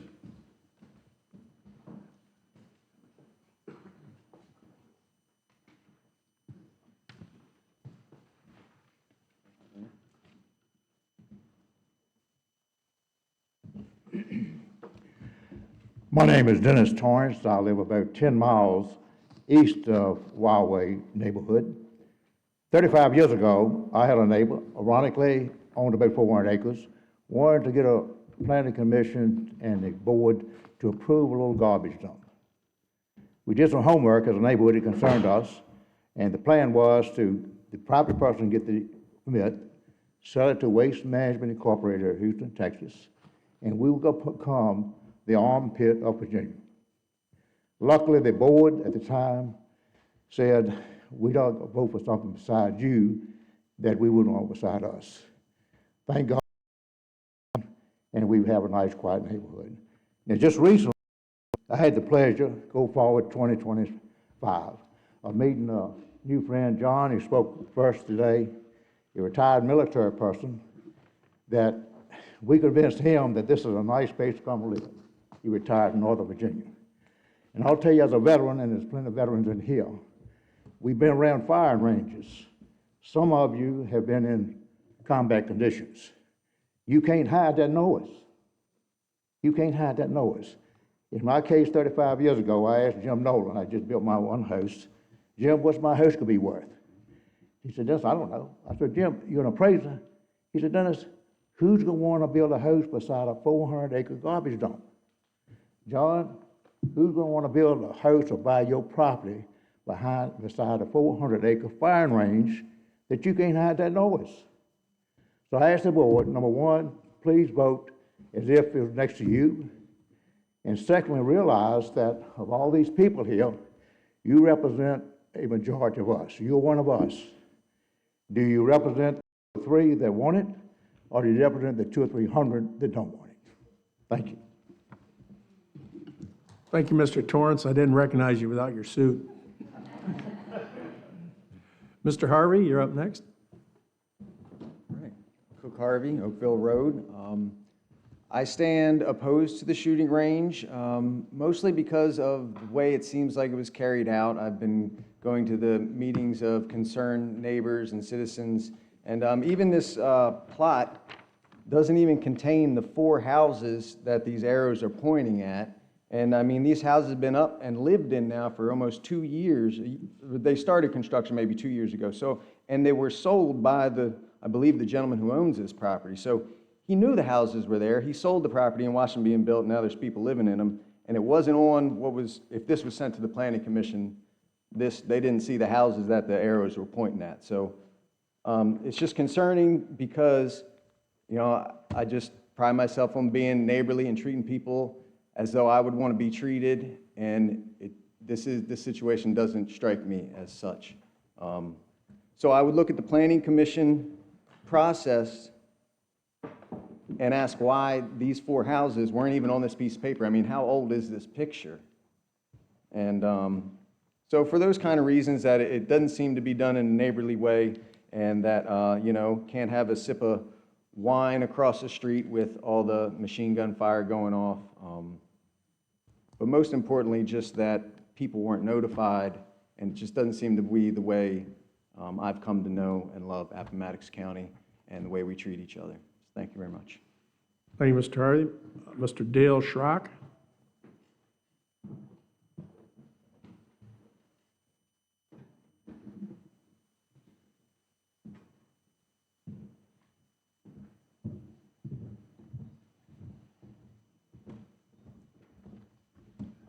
Dale Schrock, 2242 Oakville Road.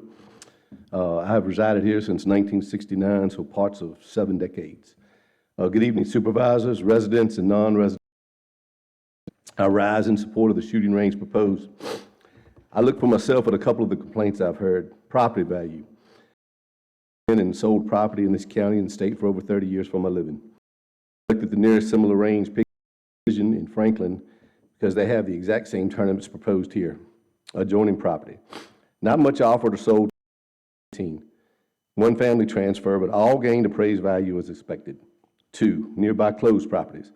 Sold as fast as 1 to 7 days. Most brought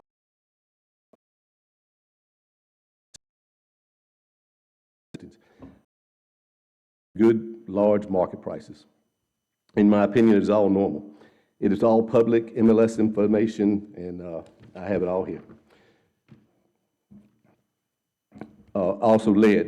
I decided I would look into it myself because I keep hearing about documentation that no one ever has shown me. So I read the EPA guide, and then I called a Virginia-based lead mitigation company who specializes in this called Waco. I spoke to a senior guy named Mr. Walker and came with the developer, and I took the time. I realized that their testing and plan was above what was necessary for best practices. So this satisfies me. These 3 developers are your neighbors and friends. Benton Bowman, head coach wrestling, gives countless hours to the young athletes to make sure they have everything they need. Personally, from buying mats and with his own money to whatever is needed. Jamie Terry, head baseball coach of your reigning state baseball championship team. Same here, make sure they have a time. And it's Andy Slade, former active in training adults and youth, safe, responsible firearms use. Service. All guys we want, ladies and gentlemen. In closing, remind post-state laws limit shooting to people with 5 acres or more. So many of people won't have a safe legal shooting place that is part of our unique culture.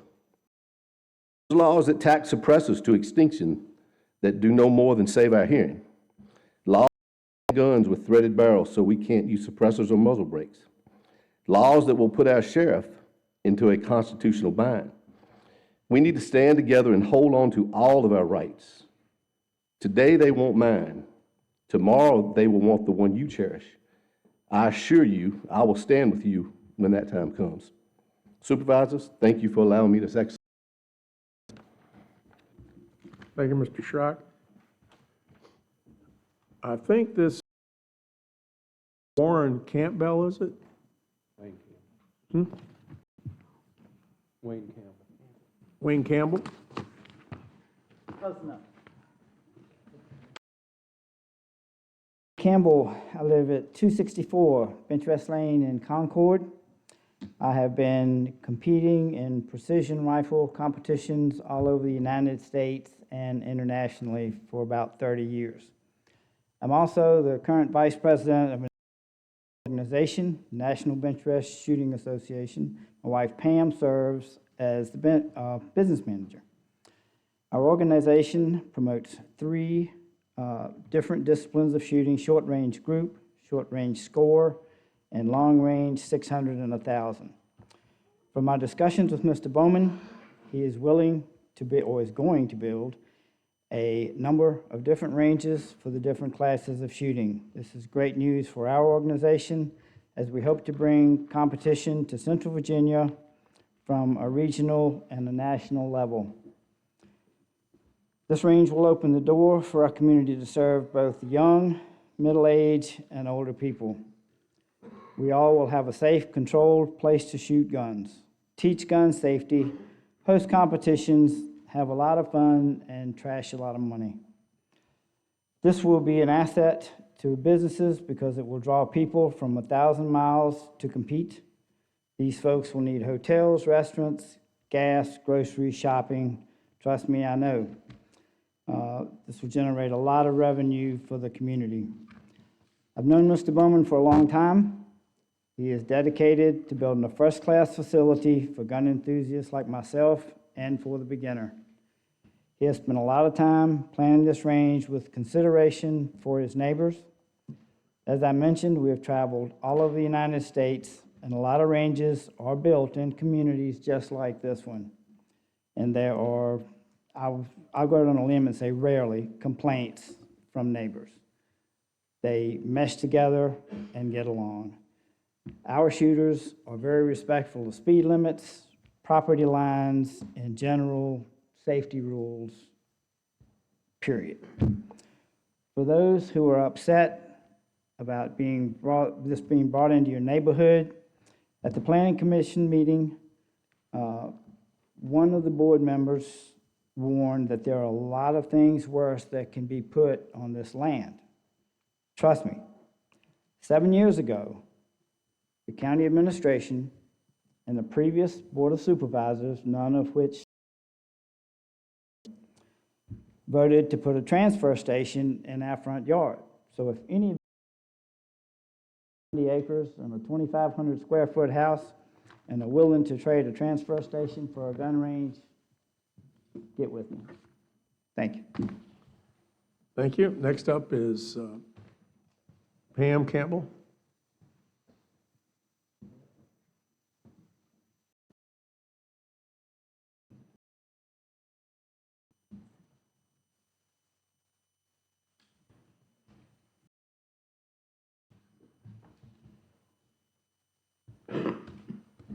Good evening. Thank you for the opportunity to let me voice my opinion. Rifle range. I live at 264 Bench Lane, Concord. I've been traveling with my husband to his rifle competitions for over. As my husband told you, we both serve as officers of the National Law. To say we're big gun advocates. First of all, as citizens, we do have a right to own guns to protect our families.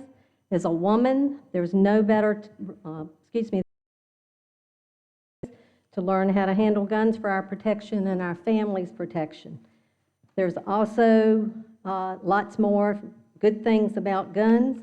Over the 30 years, we've created family bonds with so many of the shooters and their family. Some of our very best friends are spouses of these competitors that we've met all over the United States and the world due to guns. As business manager of the organization, we're all to host competitions, so when we heard Mr. Bowman was thinking of doing this, we got super excited.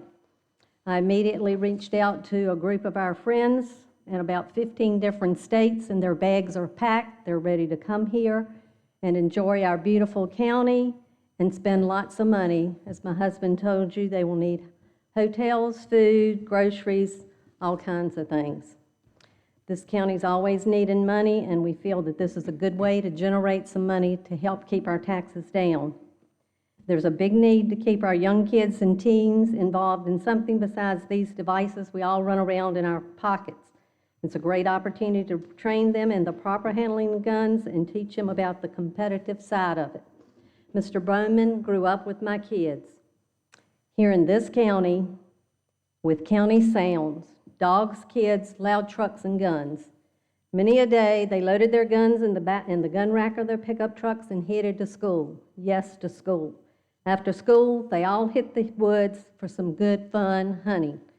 We live in a world where there's so many people preach bad things about guns. They are dangerous. And that's another great reason to have a facility like this in Appomattox County, where training can take place to teach kids the proper gun handling skills. This would be a great asset to the families and create lots of bondings with the family and friends, just as I mentioned. For those who are upset about this being brought to your neighborhood, just as my husband mentioned, there are a lot of worse things that could be put in your neighborhood. Try a transfer station. Thank you. Thank you. Up next, Mr. Philip Gray.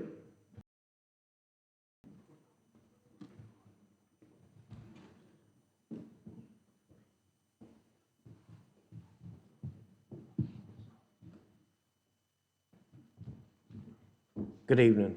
My name's Philip Gray. I live at 12121 Stonewall Road, and I just wanted to let y'all know I stood in full support of Mr. Bowman and his gun range.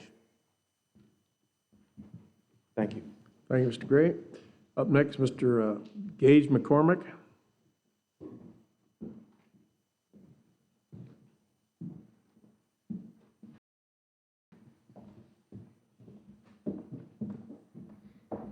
Good evening. My name is Gage McCormick, and I live at 3880 Liberty Chapel Road, less than a mile from the location of the proposed shooting range. Here in our county, I'm here today to speak in the support of this project. I am an avid sportsman, and shooting sports have always been a positive and responsible part of my life. Because I live so close to the proposed shooting range, I understand the importance of safety, proper management, and respect for surrounding neighbors. A well-regulated shooting range provides a safe, controlled, and legal space for people to practice, receive training, and learn proper firearm safety instead of using unsafe or unofficial areas. This range would also be a great opportunity for a small community like ours. It could bring visitors from surrounding counties, helping local businesses through tourism, events, and increased activity while remaining responsibly managed. Most importantly, a county shooting range would promote safety, responsibility, and education. It allows law-abiding citizens to enjoy the sport the right way while protecting our community and our land. Thank you for your time and for considering how this could benefit our county. Thank you, Mr. McCormick. Up next, Tim Trent.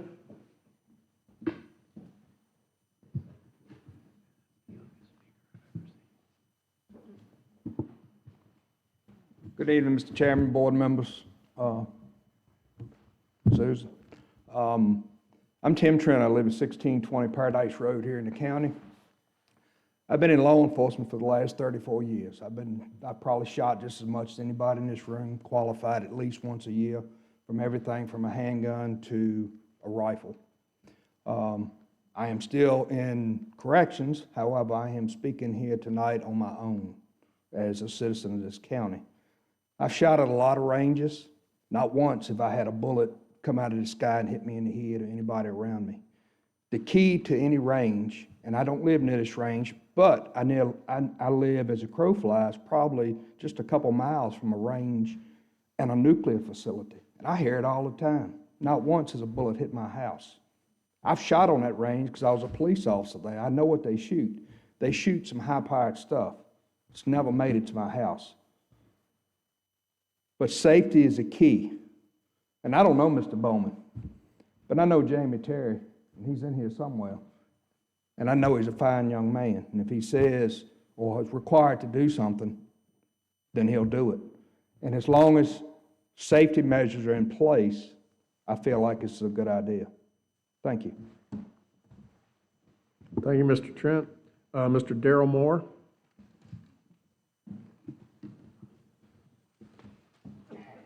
Good evening, Darrell Moore, 4542 White Abbott Road. If I walk out my front door on the porch, I'm not opposed to it. I've worked with Benton on multiple contracts with VDOT over the years in Appomattox and Campbell County. He's a man of his word. He actually go beyond his requirement on contracts to make sure that everyone is happy.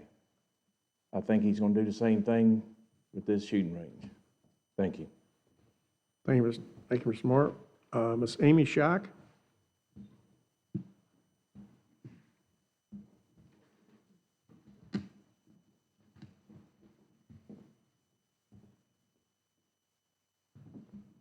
Good evening, Mr. Chairman, board members. Thank you for the opportunities to speak. I'm Amy Schrock. I live at 2242 Oakville Road, also born and raised in the county.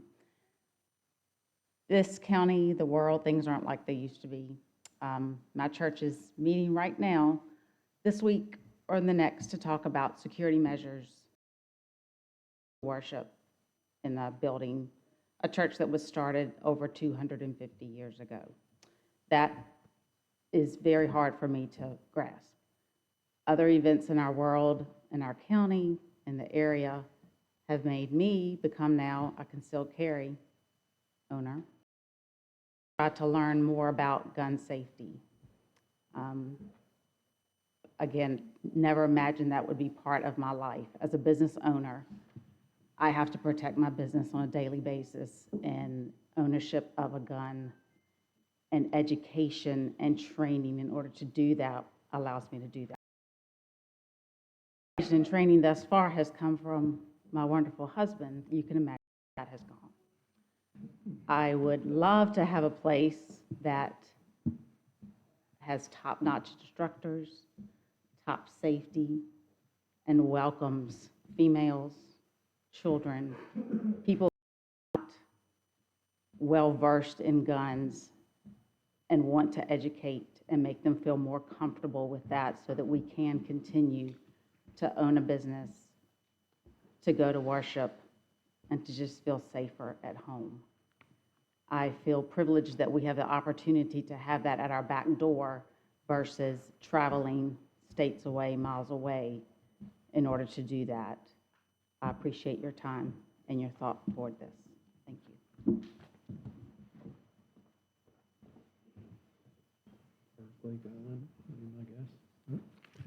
All right. Berkeley.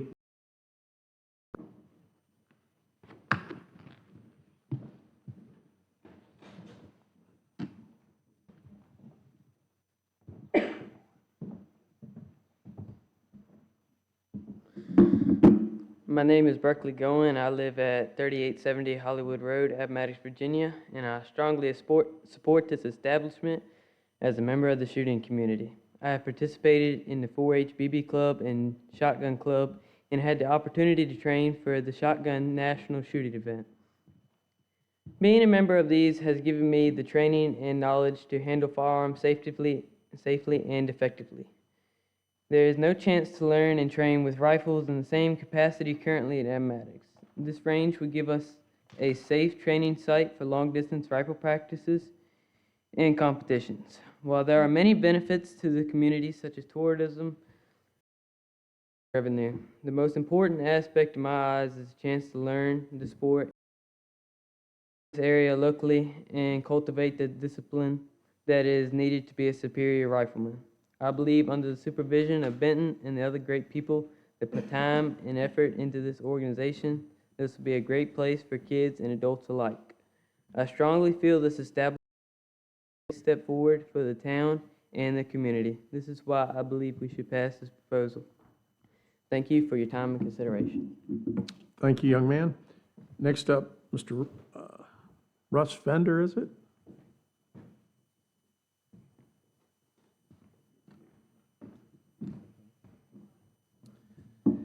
Thank you for allowing me to speak. I hadn't planned on speaking, so I apologize. I'm going to read from my phone. This is the letter I sent the board just over the weekend. My name is Russ Fender. My wife and I live at 869 Moonlight Road, which is direct line of sight. It's, or not sight, range. We purchased 21 acres back in 2020 to build a mini campground for our friends and family. We now own 91 acres, a small livestock farm, and we built a new house just last year.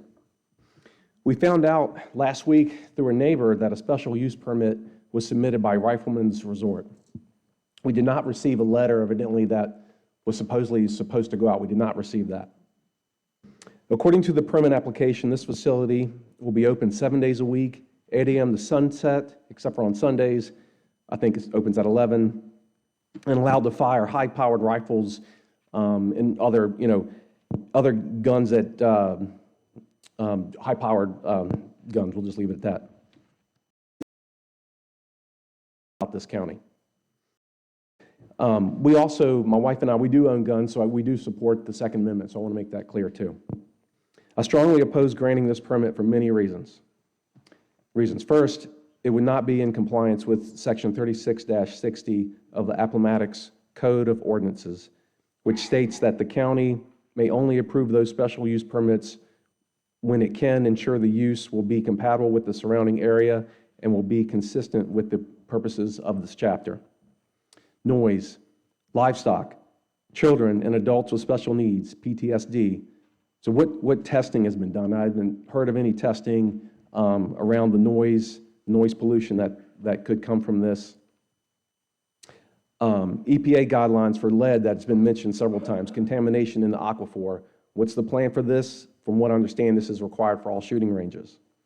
Safety, this submission mentions berms.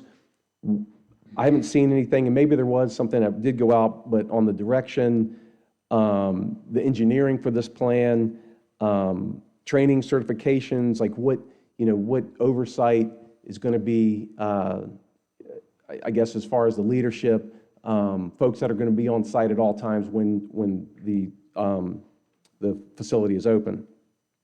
This is only a high-level list of the issues. There are others, and support for all of them can be provided. I hope that the board realizes that the majority of individuals in support of the Rifleman's Resort do not live in that surrounding area. Those who are opposed live in and contribute to the economy of this community on a daily basis. I appreciate you taking the time to hear me out on this and your consideration. Thank you.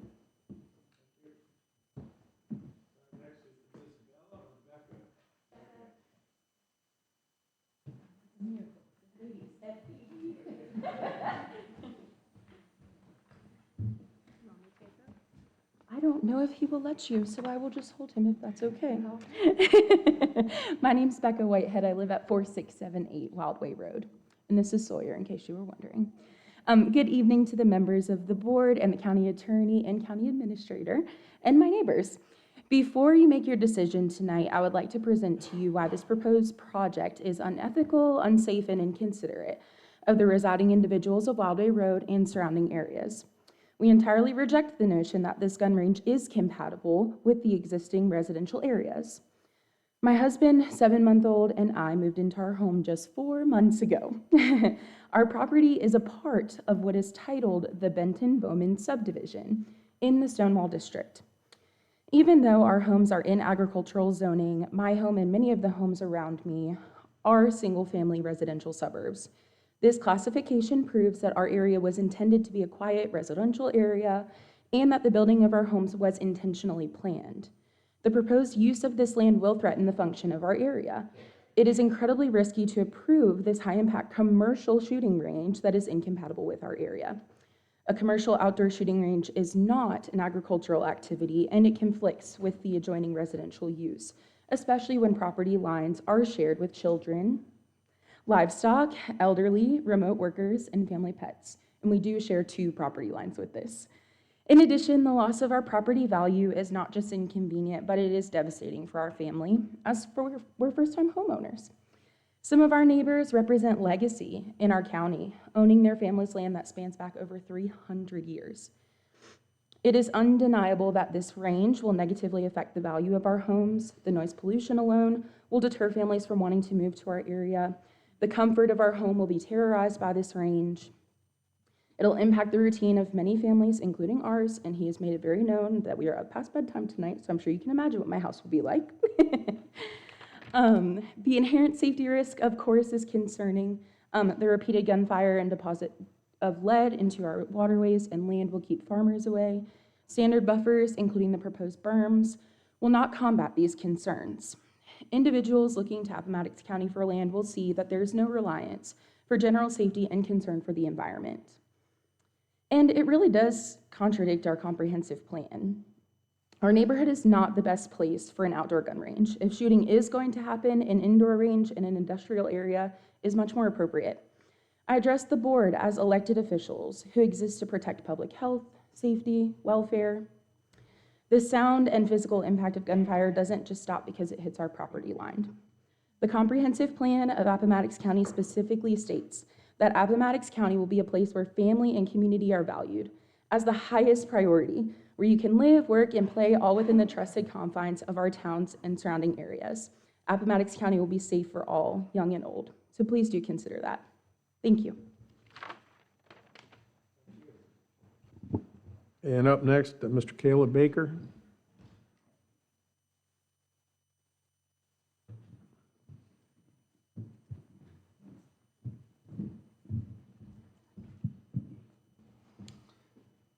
My name is Caleb Baker. I live at 229 Country Estates Road, Appomattox, Virginia.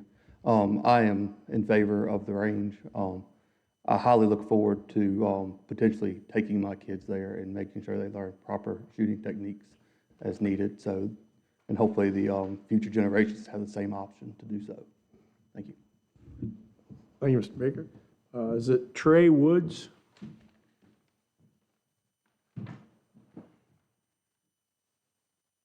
Mr. Woods?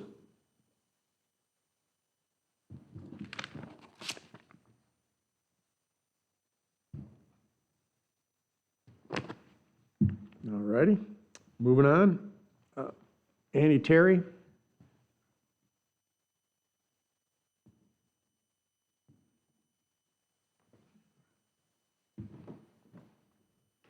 Hi, I am Annie Terry, 393 Ethel Street, Appomattox, Virginia. Back. Good evening, Mr. Chairman, members of the board.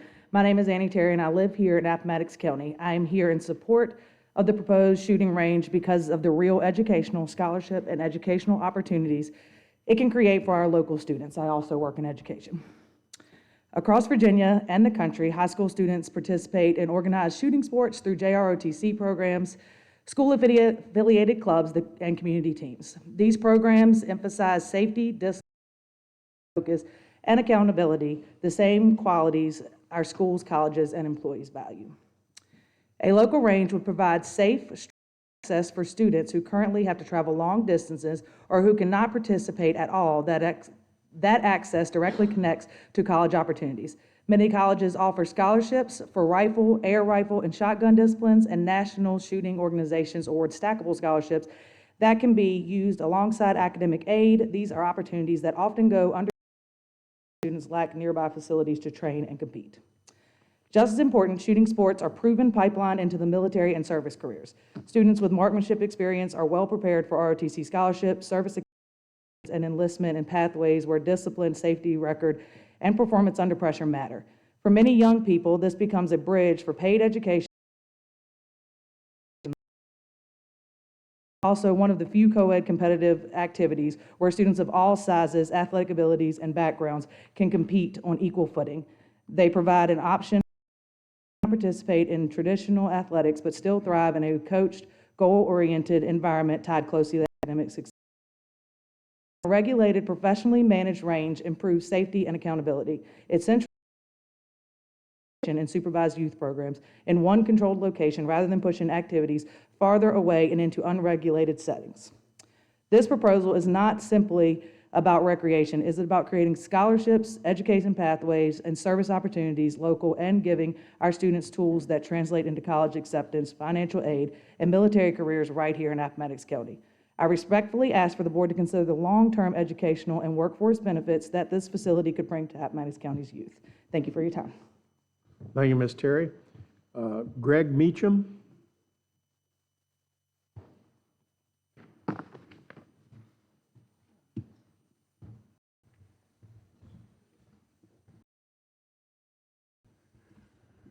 Good evening, gentlemen.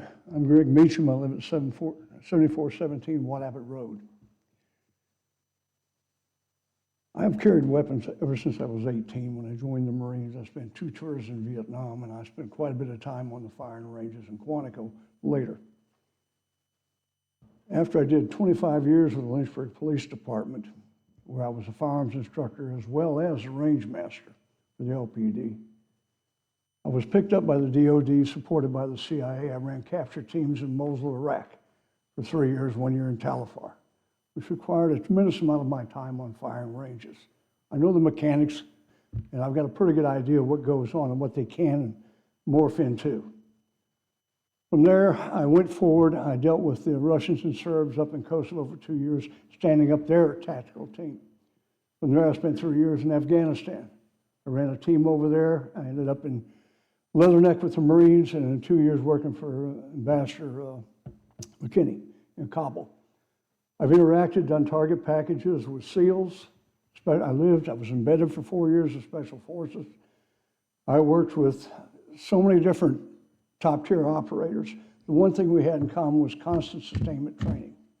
I applaud the young man for bringing a fire range, but this is not the place for that range. When I would come home from Iraq and I would hit 24, after 15 hours on a flight, and I would go down Watt Abbott Road, man, it was the most peaceful feeling in the world for me. No gunshots, no fires, no explosions. Those firing rooms, they can morph into a number of things. You can end up with shoot houses, which you're probably thinking about, which means flashbangs, maybe even frags, thermal barracks. I love this area. I've been here 30 years, and this has always been my little oasis of comfort. I love my neighbors, and I appreciate my friends at Springfield Baptist Church and Liberty Chapel. And again, we need a firing range, but this is not the place to put it. Firing ranges are designed in areas that have a large borough around them. You have to know your target, what lies beyond it. Everybody knows that's one of the primary safety factors of shooting. I'm on that gun target line. And there has never been a firing range that I've ever known that did not have a negligent discharge. Tell me one. I've seen Special Forces operators shoot each other.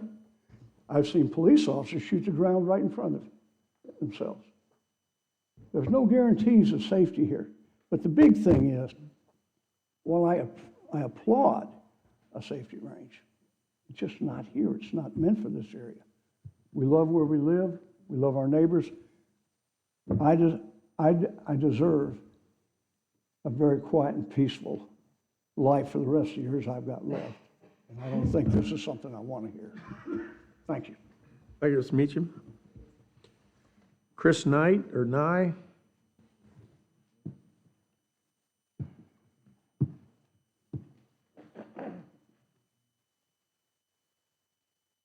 There, Chris Nye? Okay.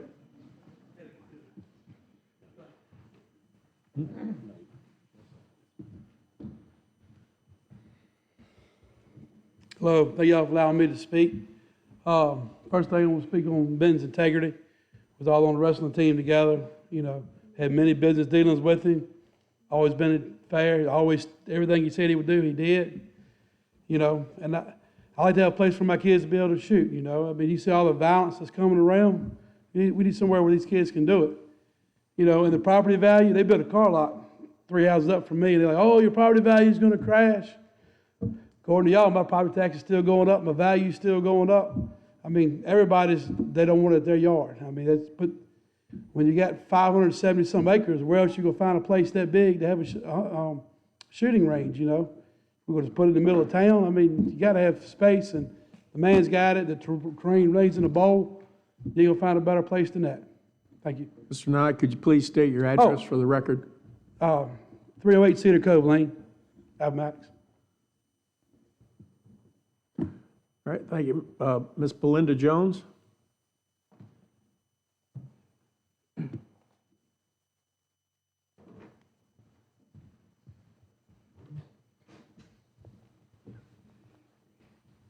Hello. My name is Belinda Jones. I live at 5646 Wildway Road, Appomattox, Virginia. I oppose the shooting range. I noticed they talked about how the shooting would only last till like 6 o'clock or 8 o'clock. But if you read down here at the bottom of this paper, it says that when law enforcement is able to use it, it could last like all night. And I mean, I was already nervous about the fact that it was even going to be there and to keep hearing the shooting and all of that stuff. And then when I seen the stuff here about the lead poisoning and those kind of things, it's very upsetting. Thank you very much. Thank you, Ms. Jones. Ben Hamilton?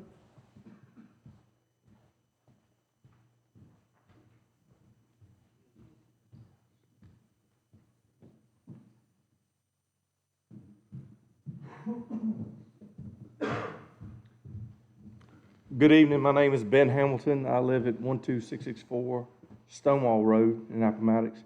And I just wanted to come and show my support tonight in favor of the gun range. Thank you, Mr. Hamilton. And we'll give Mr. Woods one last call. He left? Okay. All righty, that's all the... Mr. Board, I'm sorry, I came in late and didn't know you had to have a sign sheet. I was ready to speak 3 minutes.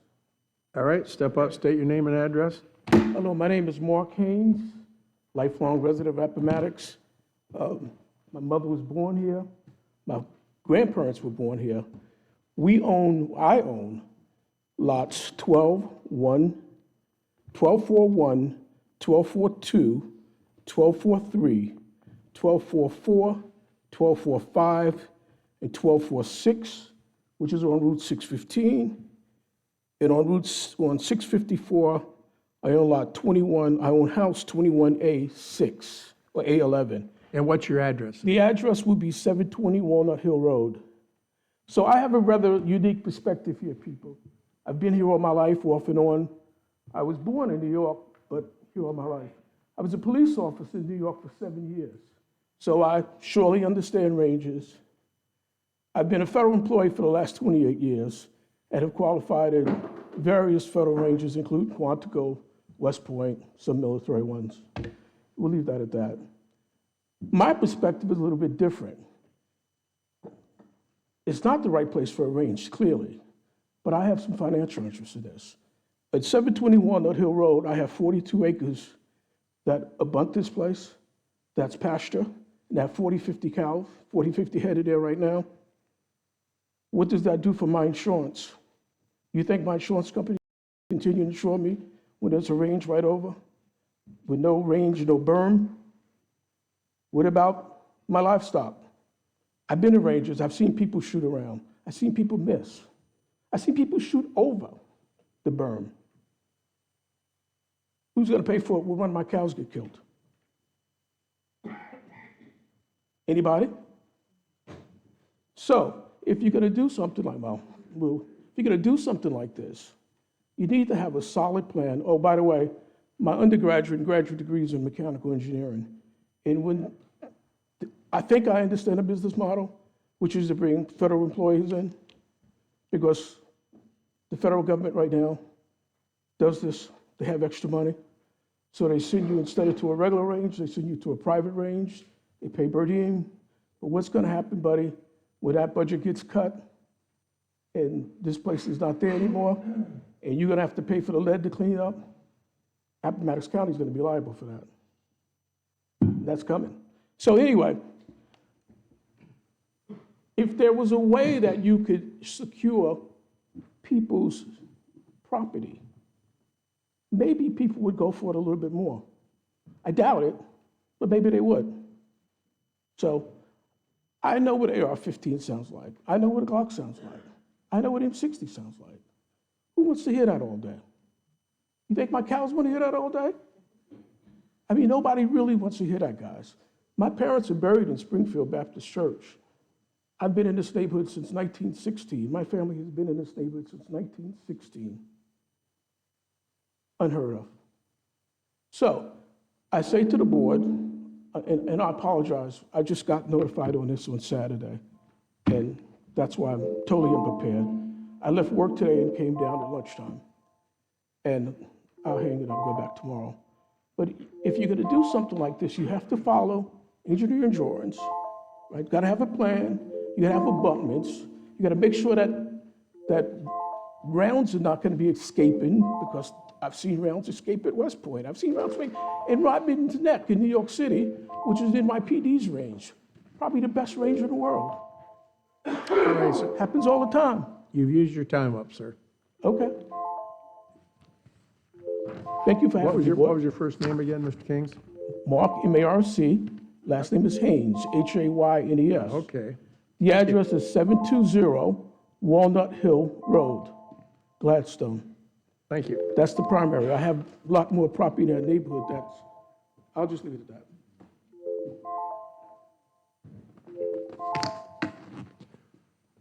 All right, Mr. O'Rourke, could we hear from you on the,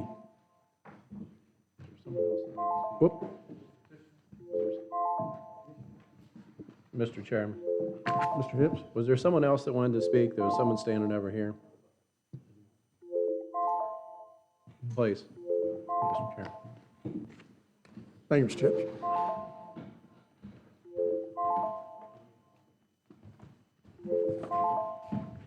Good evening, you all. My name is Steve McCormick, live at 3880 Liberty Chapel Road, Appomattox.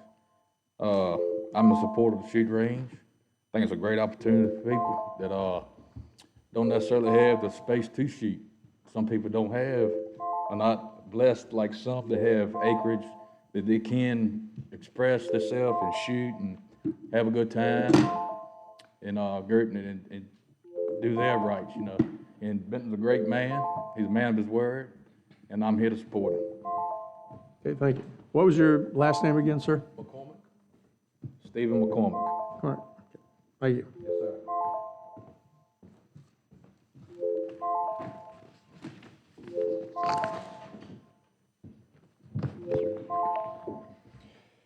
Good evening, Mr. Chairman, members of the board, and supervisors. Just a minute, please. Mr. Chairman, why don't we put out a call if there's anyone who has failed to sign up? Seems like we have some additional people that want to speak. All right, is there anyone else who would like to speak that hadn't signed up? All right, sir. State your name and address, please.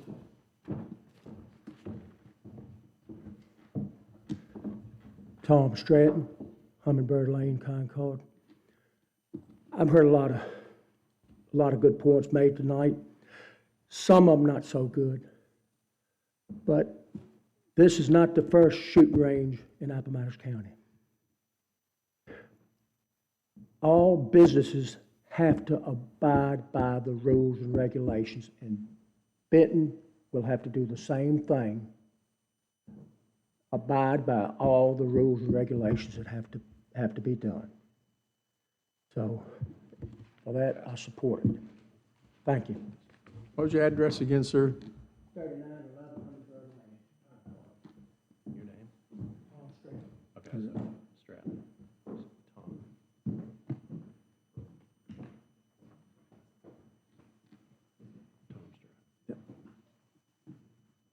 Anyone else? All right, sir, step up.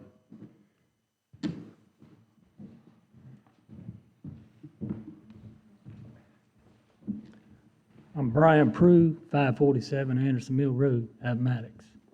I served at Power here for a lot of you. I've been a lineman here in Appomattox County for about 27 years now. I know a lot of these people in this room. Out of everybody in here, I heard 3 young men come up here and speak. And they give me more gratitude and more to speak in front of everybody here. Because in 50 years, most of these people that sit in this room won't be here. Them 3 young men probably will still be. So I think we ought to take in consideration of their speech and their dedication and be opposed to this shooting range. And, you know, be in favor to it, because our youth is really what we're here for. It's what we live every day for. Like I said, I support Bowman. He's a man of his word. He does what he says he's going to do. And, you know, like I said, I've been around for a regular while here in Appomattox County. Know a lot of these people. And like I said, in knowing the people here, I think we ought to support it for the youth and all, for the dedication of what it'll do for safety and, you know, for the knowledge and being able to shoot here in Appomattox County. And as far as the noise ordinance, I actually live right next to the historical park. We have reenactments here in Appomattox County every so many years. And they don't give us no warning when they're going to shoot cannons or when they're going to do this or when they're going to do that. You know, as far as the noise ordinance, I don't think it should come into play, you know, because here in Appomattox County, they reenact here every so many years, you know, and they shoot cannons and guns, and, you know, people come here to support that, to listen to it, to hear, you know, to get out there in the field to see the people do the reenactments and everything. So noise ordinance shouldn't even be in effect. You know, because, I mean, when you move to a county where Civil War happened, people shot guns and shot lead and everything across these fields and all for years and years and years, and they come here metal detect and everything looking for bullets, you know, and they worry about the EPA and all this runoff and everything. I don't think it should come in effect to have anything to do with it, you know, because, like I said, they're going to maintain it. They're going to take care of the land. And have facility where they do the shooting and everything, where they can get the lead out of the ground or whatever they got to do to take care of it and everything. Like I said, I fully support that. Thank y'all. Thank you. Another one. All right, sir, step up.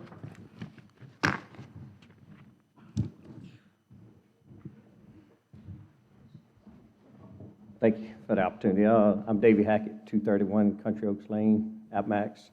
I'll be honest with you, I got a lot of friends that spoke on both sides. I was debating on talking and everything, and I'll be the first one to tell you, I love shooting. My kids, I've trained my kids. We're lucky enough to have property to shoot on. I've got a couple hundred acres within probably a mile of this range, but my biggest concern, I've coached youth my whole life. Kids is my heart, and I figured I would come up here and speak because one of my biggest concerns is young folks not having the opportunity to have the correct training, the right training to where they don't harm themselves or harm someone else. And I'll be the first, I get everybody's concerns. I totally get it. The only thing that I will say is I've coached ball, had the privilege of coaching ball with Jamie Terry. He's one of the most straight up guys. You go look at our baseball field, and I will promise you, Appomattox County has a baseball field as nice as any single A, double A baseball team around here. When he says, and I know Benton well too, but I really know JT, I'm telling you, if he says it's going to be right, that's all I need to know. And I've talked to him enough to know that they have a plan for the lead stuff. I have the same concerns. I've lived here my whole life. I mean, I get some of the concerns. Maybe, you know, we could get to the point that we all understand what may and may not take place, but I know from talking to him that they have a good plan, and the concerns with the lead and a lot of the noise things, I don't think is going to be as big an issue as some of them have expressed. But thank you. All right, thank you. Anyone else? Yes, ma'am. I'll be very brief. My name's Robin Fender, 869 Moonlight Road. And I just want to point out to you after listening, I was not planning to speak, but after listening to everyone, I heard a litany of legitimate concerns with factual support for them. After listening to those in favor of this range, all I have heard is that Benton's a good guy and he'll do what he says. What he says is nothing so far, and that we want to shoot our guns and we want our kids to learn to shoot our guns. Just want to make that point. Thank you. Thank you. Yes, ma'am.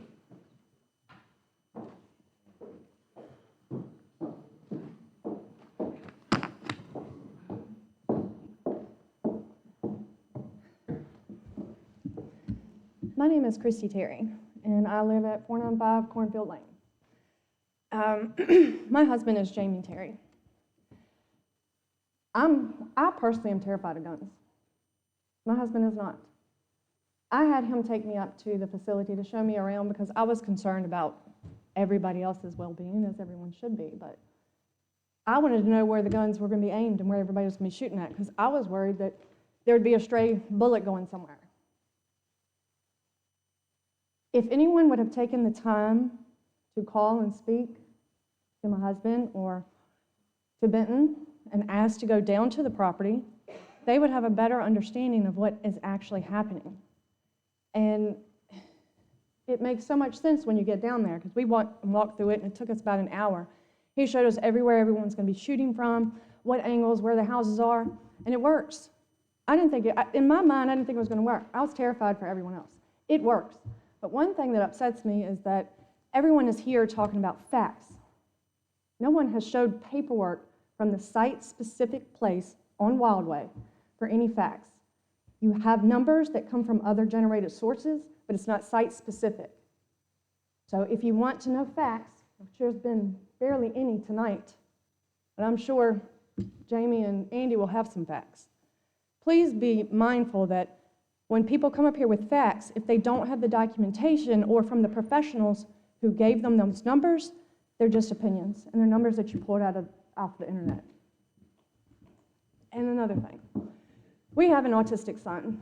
I understand all the things that go around individuals who have autism. We actually have 2 kids with autism. Our son is super excited to get on the gun range and learn everything. We've been walked through all of the safety precautions they're going to have, because that was my thought. You're just going to let any Joe Blow come out here and shoot? No. You're going to have a certification class, and everything is going to be done properly. Thank you.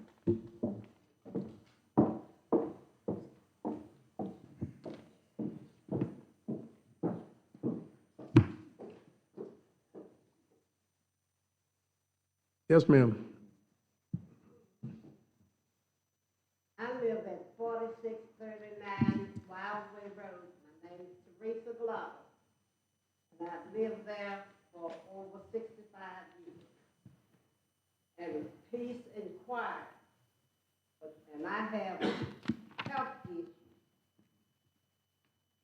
And I really oppose this bill y'all trying to pass. I just don't know why someone would come and want to build a subdivision and turns out to be a fire range. I really oppose it. And thank you. Thank you. Anyone else?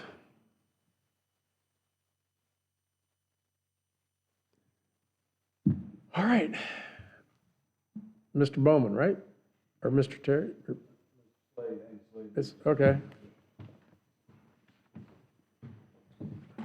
All right, good evening, Mr. Chairman, members of the board, and residents of Appomattox County. My name is Andy Slade. I know that some of you may not know me yet. I've lived in Southern Virginia my whole life. I'm just over the line in Pennsylvania County. There's been a lot of talk about veterans and all this different stuff, so I'll give you a little bit of my background. I was in the Marine Corps for almost 11 years. I was a marksmanship instructor. I was a lead breaching instructor. I did pretty much everything you can do with a rifle in the Marine Corps. So I have supervised over 1.5 million rounds. I went back and looked over some of my logs, 0 accidents or injuries. So people can talk about, accidents happen, stray rounds happen, and that's possible. It's always possible. I'm not going to stand here in front of you and say that it is not possible. But what I will tell you is I have a record of over almost 11 years and over 1 million rounds, 200,000 of which were not in this country. 0 accidents and injuries. So I just wanted to give you a little bit of that background before I start into my, my program here. So anyway, my name is Andy Slade. I appreciate your opportunity to be here tonight. I want to begin by acknowledging the concerns that were brought up during the Planning Commission process, particularly regarding noise, safety, environmental responsibility. I think we may have circumvented some of the concerns if we had done this first, because there's a lot of misinformation out there tonight. We listened carefully to the concerns from the citizens at the Planning Committee, and many of the conditions before you tonight are a direct result of that feedback. The Planning Commission recommended approval of this conditional use permit by a 6-to-1 vote because they found that, with appropriate conditions, this project meets the county's comprehensive plan and land use standards. This is not an unregulated range.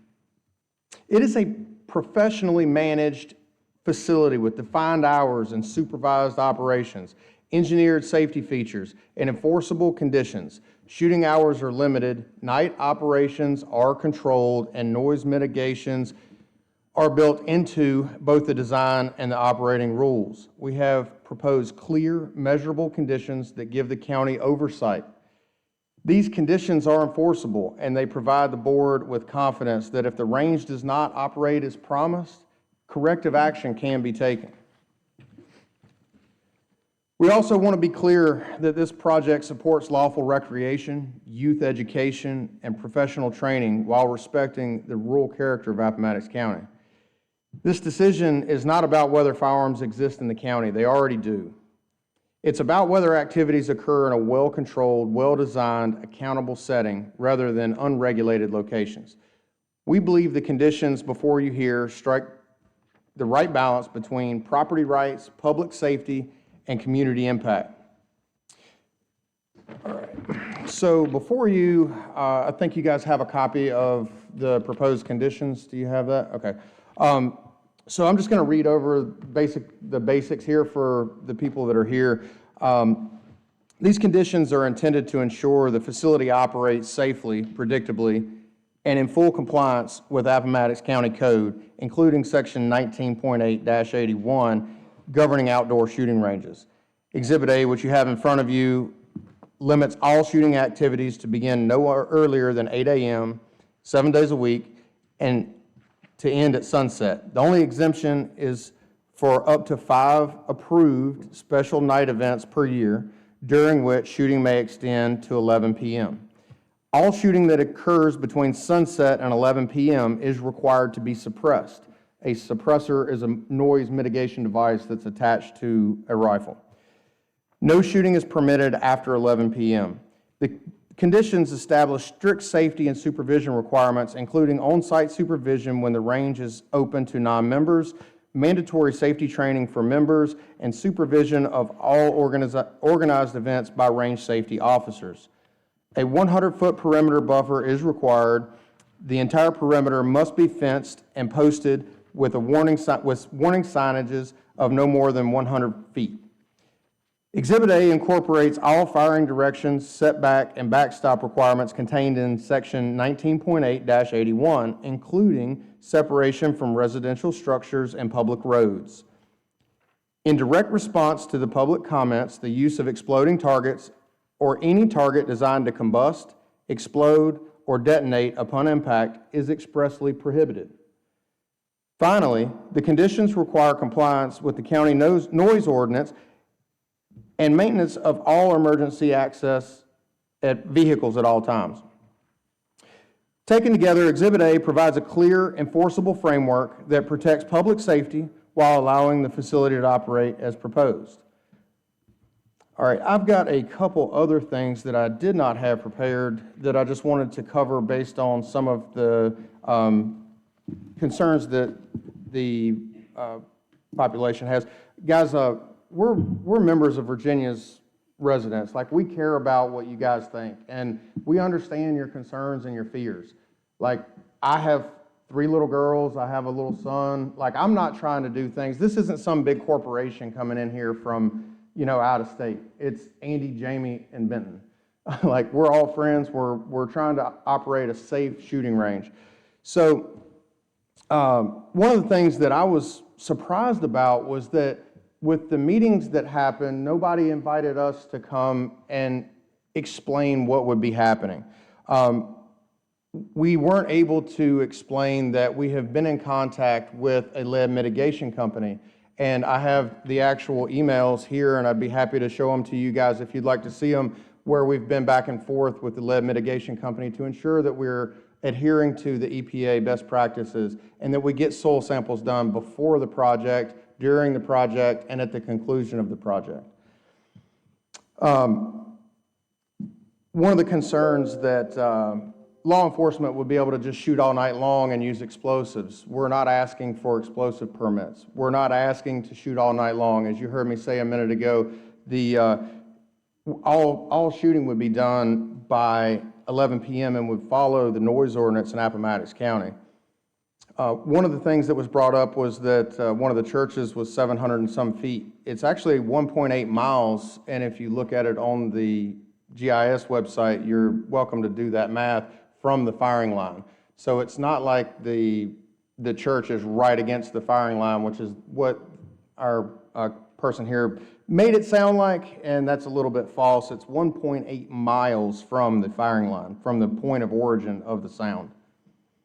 The current picture came from the current aerial photography, so all I can do, I don't own an aerial photography company, so I have to go to GIS and Google Maps to be able to pull that, so I know that was a question that someone asked to answer.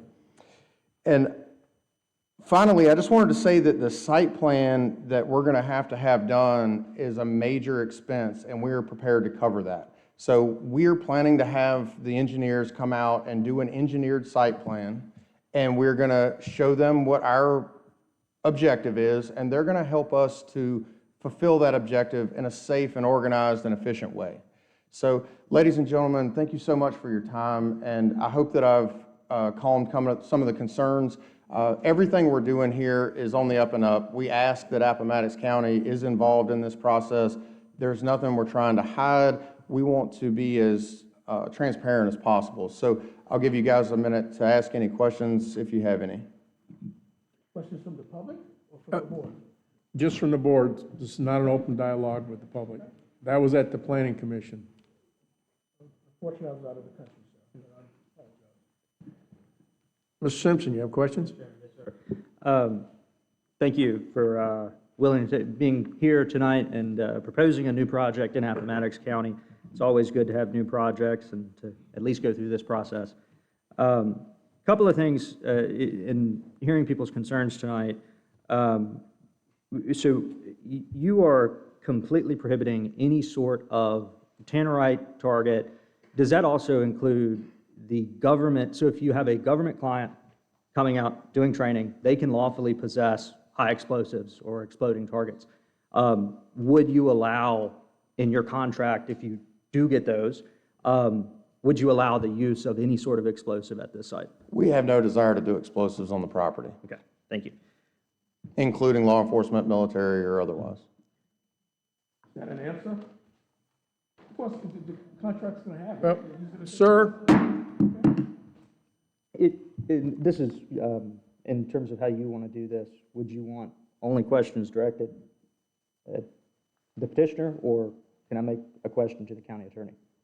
You can make a question to the county attorney, yes. So does our code, or are we even allowed by Virginia law, are we able to prohibit the use of high explosives? I don't, most people can't possess those, but if there are government clients that can lawfully possess high explosives or flashbangs, is that something that we can prohibit by statute? Well, as I understand the conditions as presented, they specifically prohibit those type of explosive ordinances. So the landowner would have to comply with those conditions, and therefore, if he were to contract with anybody, he would have to specifically advise them that they could not do that, or he would be held legally responsible for violating the condition. Okay. My next primary concern is in regard to the total life cycle of the project. So I'm not as concerned about lead buildup as long as it's a gun range. Virginia soil has a high pH. Lead dissolves or loses potency. In surface water, our rivers are very good about filtering out pollutants. My primary concern is, let's say 25 years or 5 years or 10 years, you get tired of running a gun range. In my mind, by having a high density of lead in several large positions, whether you have backstops and you have a ranging in or sighting range, these are high density pollutant and contaminated positions. Is it your intention to go through the property with some sort of annual plan or every 10 years or whatever guidelines are to clean and remediate this as you operate the property, or are you kind of leaving that waste there until the end of, if you decide to vacate it? That's a great question. So we're in contact with this Waco Incorporated, which is their sole job is to align companies with EPA best practices. So again, I'm not an expert in lead mitigation. I'm an expert at range operations. So what I'm going to do is hire this company to do yearly lead samples. And then if required, the company themselves offer mining services where they would come out and mine the berms. And at the cost to the mining company, so basically what they would do is take the lead in payment for the mining service.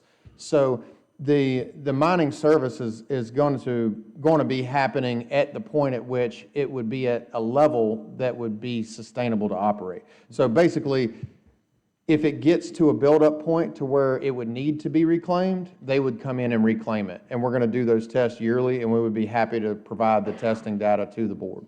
Sure. And this is a question for the county attorney as well. In terms of, let's call it post-closure or closure liability, are we allowed to, by Virginia code, to, via proffer or condition of this permit, require some sort of surety or financial something that would protect the county's interest if there is a financial liability and the property owner just abandons the land and stops paying the property taxes, and then we become the owner of a contaminated site? Yes, because this is a conditional use permit, the board is free to incorporate a condition that would require the landowner to provide the county with a level of surety that it's comfortable with. I don't exactly know what that number would be sitting here today, but it is certainly allowable for you to include such a condition. I guess in your research, or this may be something that the engineering firm might be able to provide, based on the total number of gun ranges, and I would imagine the length of that range would go into probably the amount of lead that's left in whatever berm you have behind it, whether it's you're shooting 9mm or you're shooting a 50 cal. You're going to have a lot more lead probably in your 9mm range than you are at your 50 cal range. Have you looked into what whether routine cleaning might cost, if there's any sort of financial obligation or expense, and then what post-closure expenses might look like? Yes, so we have looked at examples on the East Coast of different ranges that had different levels of lead exposure. Now, some ranges, if it's primarily a shotgun range and they were doing something illegal like shooting into water, it was a massive problem. One thing we want to assure everybody here in Appomattox County right now is we're not shooting anywhere near the creek. None of our impact areas are anywhere near any water source. They're hundreds of yards up the hill from the water source or well before the water source. So the study that Virginia Tech did, and I'd be happy to provide the cited source for it, would show that lead doesn't migrate over time like people would tend to think.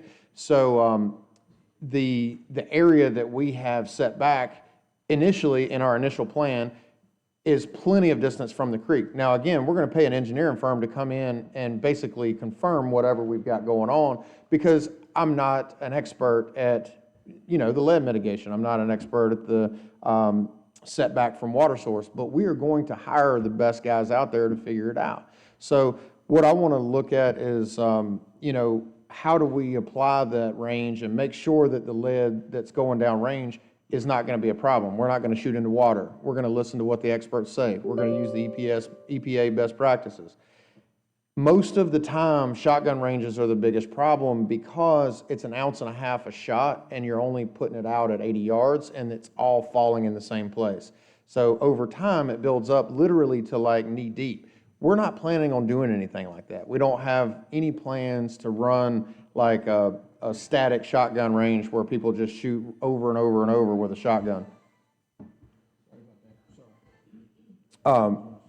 So it takes about 5 rifle rounds to equal what 1 shotgun round would be, or 3 9mm rounds to equal what 1 shotgun round would be.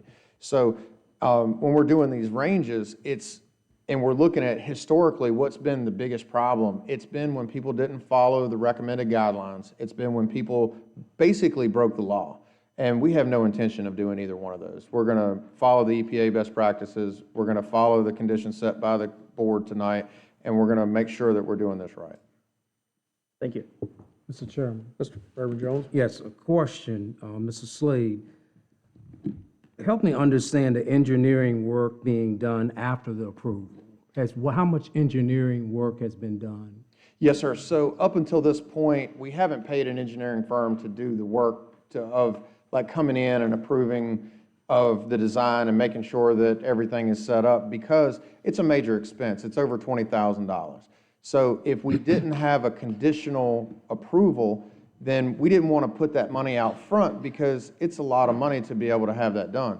So what would happen with the conditional approval of the special use permit, we would have them come in and just verify that everything is done correctly, that our lead abatement plan is done correctly, and that we don't have any water runoff issues. We're not doing anything with the creek. We're going to hire somebody to make sure that we're doing it right so that there's no issues with any of the things that are going on this property. So what you're telling me, no engineering work has been done? No, sir. Thank you. Yes, sir. Do you want to read or wait till everybody's done? Okay. Mr. Hips? No, excuse me. Thanks, I'll say, first of all, everybody who spoke tonight. The tone and the respect for each other in general was impressive, and it's nice to sit here and see that amongst opposing parties. And, I was also a part of a large uprising in the county at one point in time over a transfer station, and you guys are probably a little more well-behaved than we were, and I appreciate that. And also, Mr. McCormick, I think it's Gage McCormick, you are the youngest speaker I have ever seen at a meeting, and commend you for the guts to come and speak. But that was pretty neat. Actually, aside from that, Mr. Simpson addressed almost every one of my questions. I was curious about alcohol that came up at some point, whether, and I don't remember if that was addressed. Not yet, sir, but there will be absolutely no alcohol in the firing line whatsoever.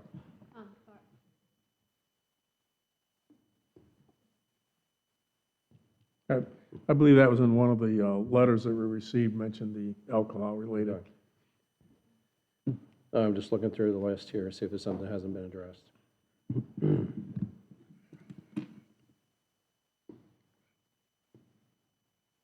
All right, explosive targets, that was a big one addressed. Thank you.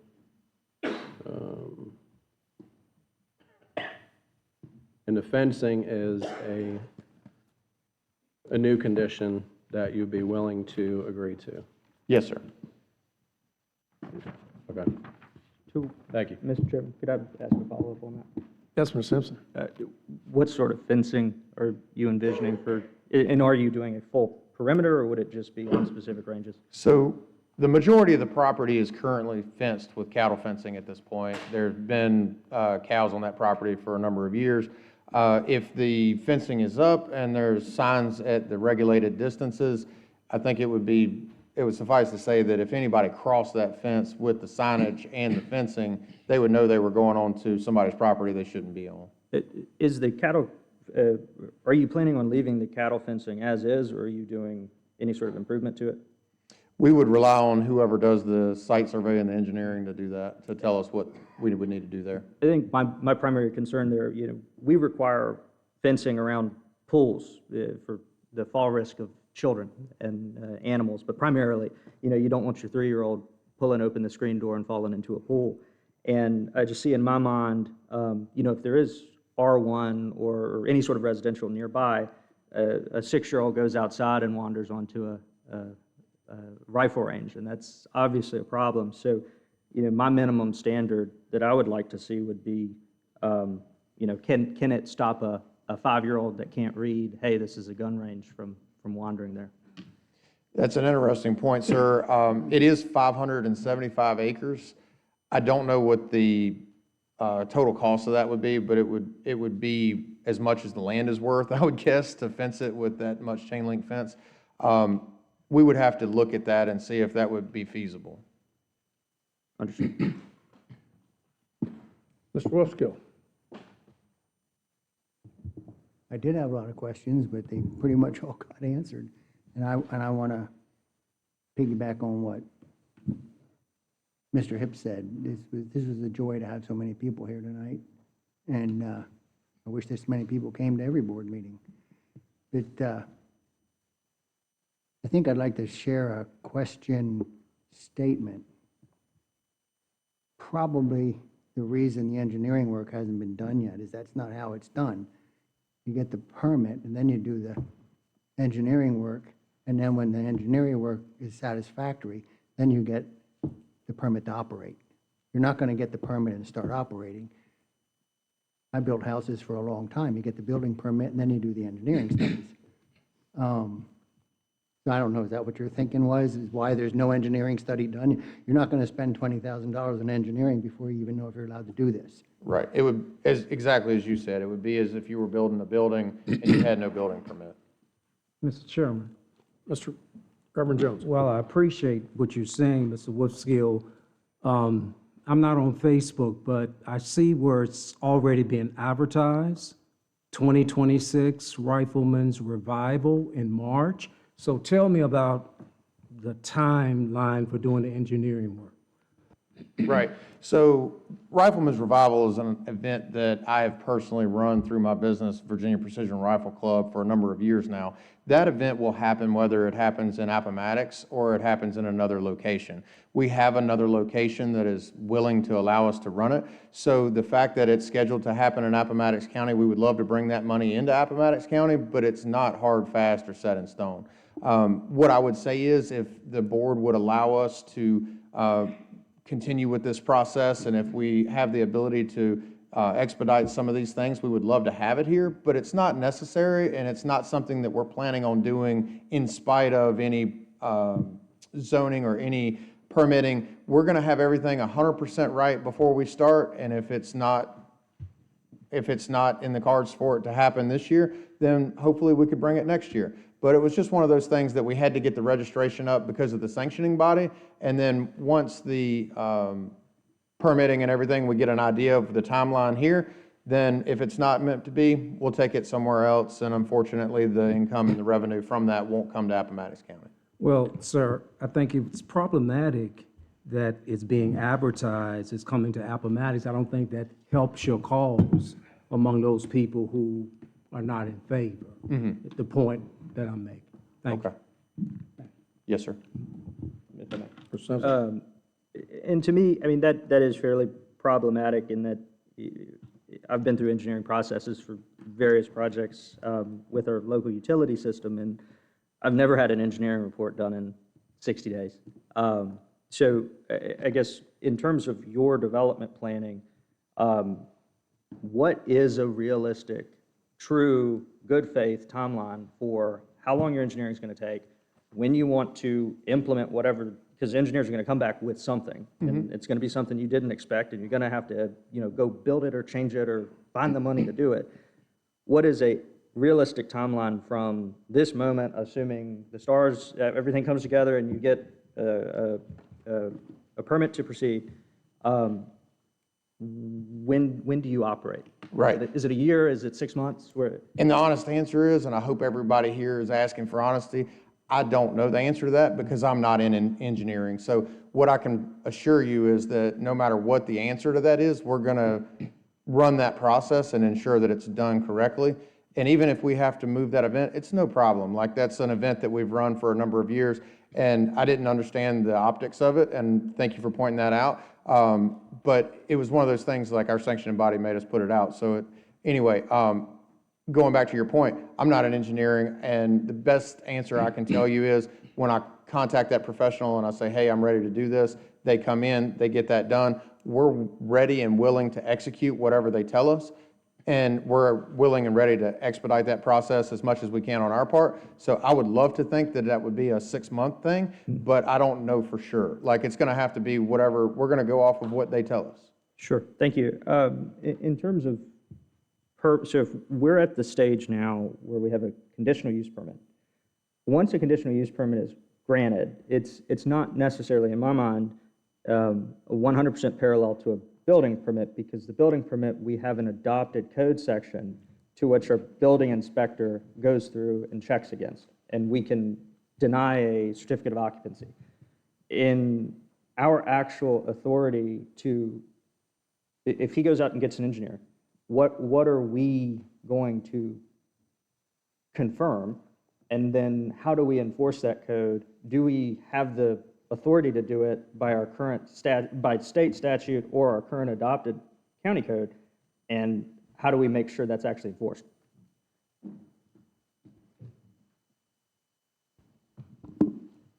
In speaking with Mr. Rourke, it's our position that as long as it's included as a condition, as it's a requirement in the conditional use permit, that they comply with any and all professional recommendations related to the development of the project, we could then enforce those standards.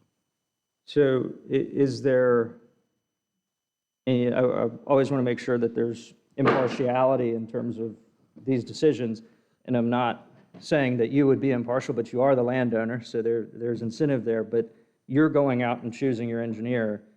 Is this something that you need a independent, where either he has his engineer, and then you need an independent verification to show that that engineer's recommendations are congruent with, because we don't have a code section that governs. Sure, and again, if it's something that you want to impose as a condition, you include that as part of the condition, that we would then have the opportunity to have an independent third party review it and provide recommendations to us or indicate that it is in compliance with all of the requirements.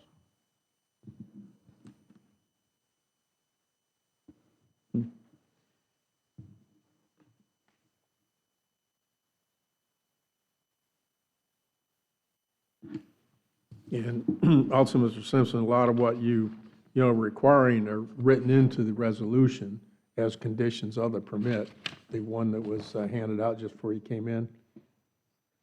Does that mention third-party review of? No, it doesn't mention that, but these other things you talked about, like fencing and the EPA, environmental practices, et cetera, et cetera. Is that? Not in that one, it was in a separate one that was laid down. Here.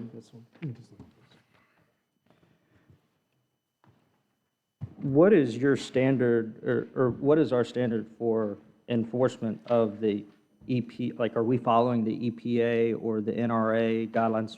We don't have the National Building Code for gun ranges. We wouldn't enforce that unless you made it a condition, but it would still be enforced through the outside agency. We wouldn't enforce NRA rules, would we, Mr. Attorney? No, any any regulations or requirements that we incorporate in as a condition to follow another agency's guidelines or rules would be enforceable through that agency, not through us. So if they were, let's say, for example, we say that they have to ensure that they comply with any and all federal and state regulations related to shooting ranges, then it's upon them to comply with that, or the federal agency will come down on them based on their rules and regulations. We're not the enforcing agency. Right, but that would already be covered by the Federal law or that they're state laws, subject. correct. So we don't have to include that as a condition. No. They already set out whatever the penalties are and how they enforce it and all of that.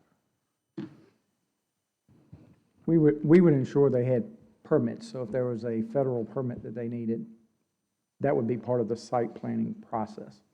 So that process incorporates many outside agencies and whatnot, so that would, the compliance with the permitting part would be incorporated into the site planning process.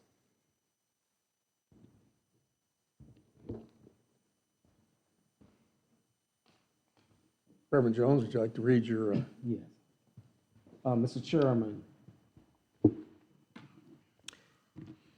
what I have prepared is pretty much a consensus of what I've been hearing from the people who actually live in the area that's going to be mostly affected.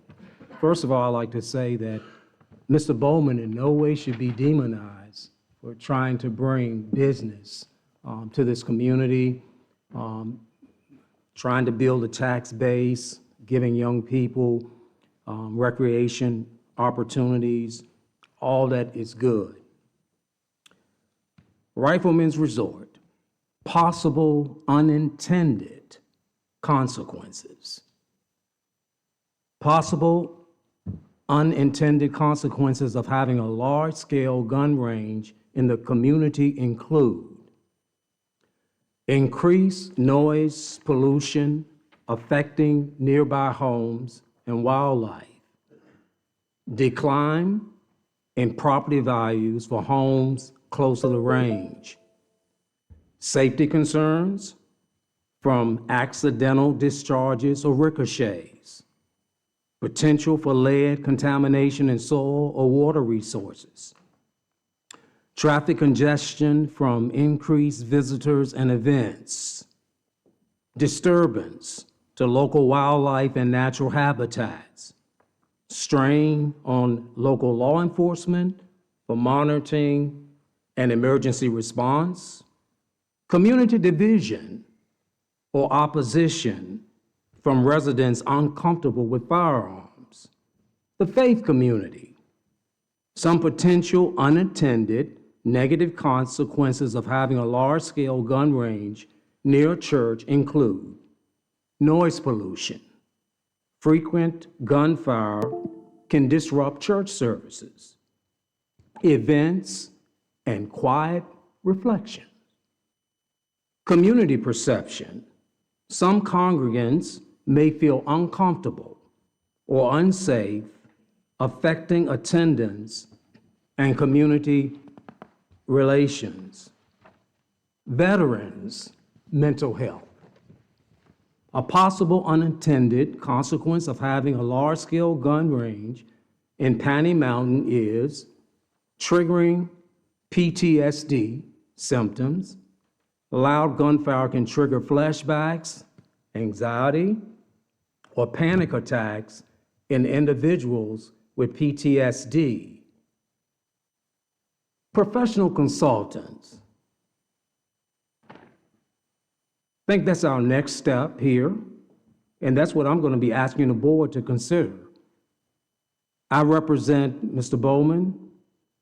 Also, I represent all these people here that are in opposition. Professional consultants specialize in shooting range assessments, can evaluate the pros and cons of establishing a large-scale shooting range in a community. Example of some of those companies: Douglas Partners, and BAP Acoustics offer environmental and noise assessment services to address potential impacts. Even the National Shooting Sports Foundation, the NSSF, offer consulting through their Range Action Specialist Program. The Panny Mountain taxpaying citizens of Appomattox County deserve and are entitled to a fair and unbiased professional assessment of the impact of a Rifleman's Resort on their community before approval, not after approval. We had a couple of experts that spoke. Mr. Robert Yoder owns a firing range. He is a firearm expert, and also he's an engineer. We had Mr. Greg Meacham, firearm expert, and he is saying he's been all around the world doing shooting, and he's saying, I deserve this consideration. So what I want to submit to this board is, I've heard it said several times tonight, how would you feel about this being in your backyard? I think when it comes to making our decision, because personally, I didn't reach out to any of my board members to gauge where they were. I just listened to my constituents. I didn't go and knock on any doors in Panny Mountain. When the trash transfer issue came up in Appomattox County, it's very controversial. But the previous board, what they did, they went to a location where they actually had a transfer station before they made their decision. Now, it was passed, but I have new empathy for Mr. Hips and all the people that he represents. I had empathy at first, but I have even more now since I'm representing these fine people in the Panny Mountain District. So what I'm asking for tonight, I think it would be premature for us to make a decision without having some outside professional people to come in and do some consulting work. That is where I am. Now, my final thing is, because I don't want anyone to think that I'm saying I want you all to vote no. I'm not going to say that tonight. But I'm using this traffic light here. A traffic light, you have stop. I'm not asking you to vote no tonight. I think, Mr. Benson, the project that they want to do, I think there's some positive things in there, but I think it's more negative. Then you have a yellow. And everybody knows what yellow means. Proceed with caution. I don't think we should make a decision without having some outside professional consultation. This is huge. In every way, this is huge. You're talking about the decrease in generational wealth, people's property, the prices going down as far as what the value is, what they can actually get from it. I'm thinking about the people who work at night. What happens to the person who works night shift? Or what happens to the mother and father who just brought the new baby home? The noise pollution. And grant you, the people that are in favor of this tonight, our independent consultant may come back and say, hey, this should be done. But I just don't think that we're in a position where we can make a decision for the people who live in that area without having some consulting. Thank you, Mr. Chairman. Thank you, Reverend Jones. I I kind of go along with Mr. Jones on maybe we need some more information, because I read some of the information that was submitted in some of the letters and that, and I'm looking at it, and it's studies from 1977 and 1985, and things have changed since then. Science has changed, lots of things have changed. And then, as far as property values, I know that, there's other studies that show property values don't go up. My daughter and son live in Moyock, North Carolina, and all you military folks have probably heard of Black River or Black Rock, I can't remember which one it is. They have a training range 3 miles from their house, and they use 20-millimeter chain guns and other high explosives down there. And yeah, on occasion, they can hear it from 3 miles away and maybe feel a little rattle. But if it lowers property values, why is my son-in-law, who's a surveyor, is surveying a multi-million-dollar home subdivision with 10-acre lots within 1,000 feet of the Blackwater Range? If it was such a detriment, why would a developer invest money and develop on $1 million home subdivision within 1,000 feet of that range? So that's just another side of it. So board, I guess we've got, three decisions, or three types of decisions we make. We can make a motion to flat out reject. I do have another comment that the attorney Right, Mr. Wolf, may yep. need to jump in on, Mr. Chairman. By considering this permitting process, we have the right to put restrictions on.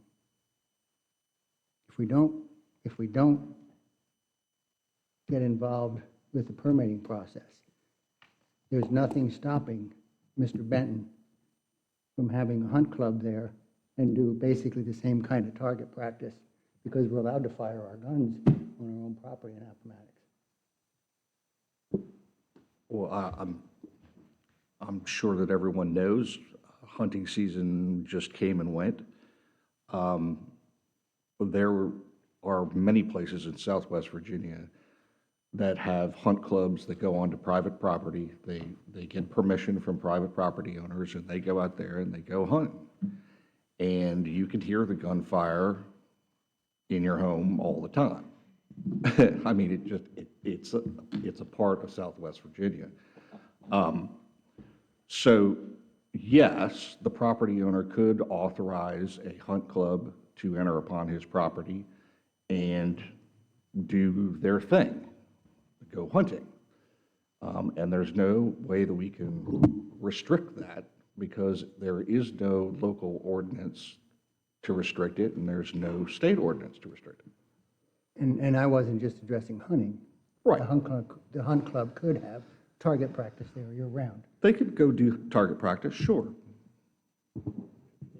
Is that, Mr. Simpson? yes, sir.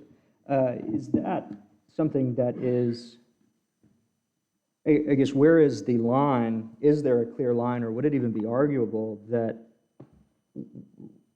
just because at some point we put it, so in our code, is this a defined by name conditional use, or is it a definitional use?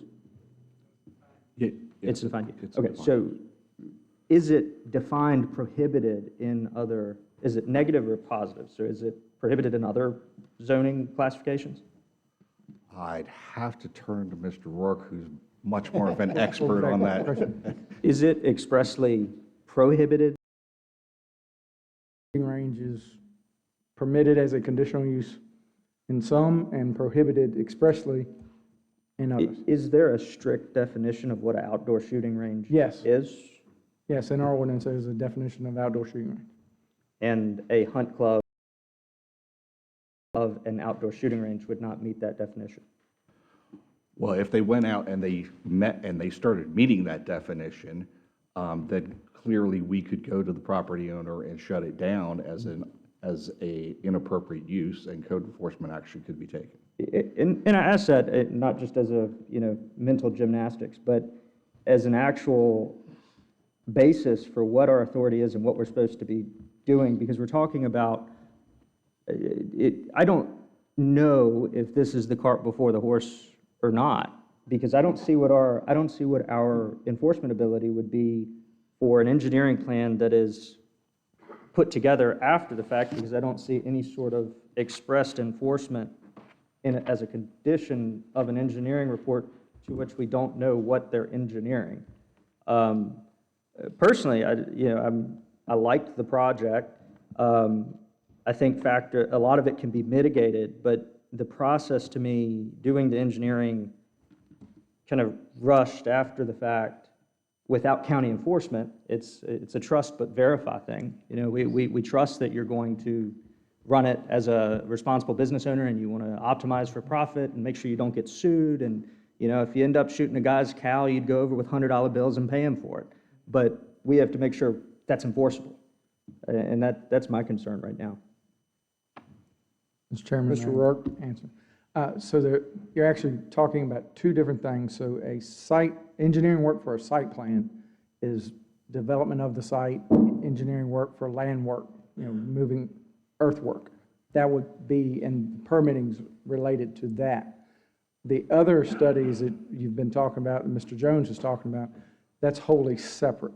That would be studies and whatnot that would not be included in the site development plan. So the engineering would just be for soil disturbance? It would be for the site development. Whatever is covered in the code for site development. A sound study, as Mr. Jones described, is not covered in this document unless you add it as a condition of the permit. Now, if there's a condition that says you want a sound study, that would be needed to be added as a condition of the permit. So specific studies of such that Mr. Jones were talking about would need to be added specifically as conditions to the permit.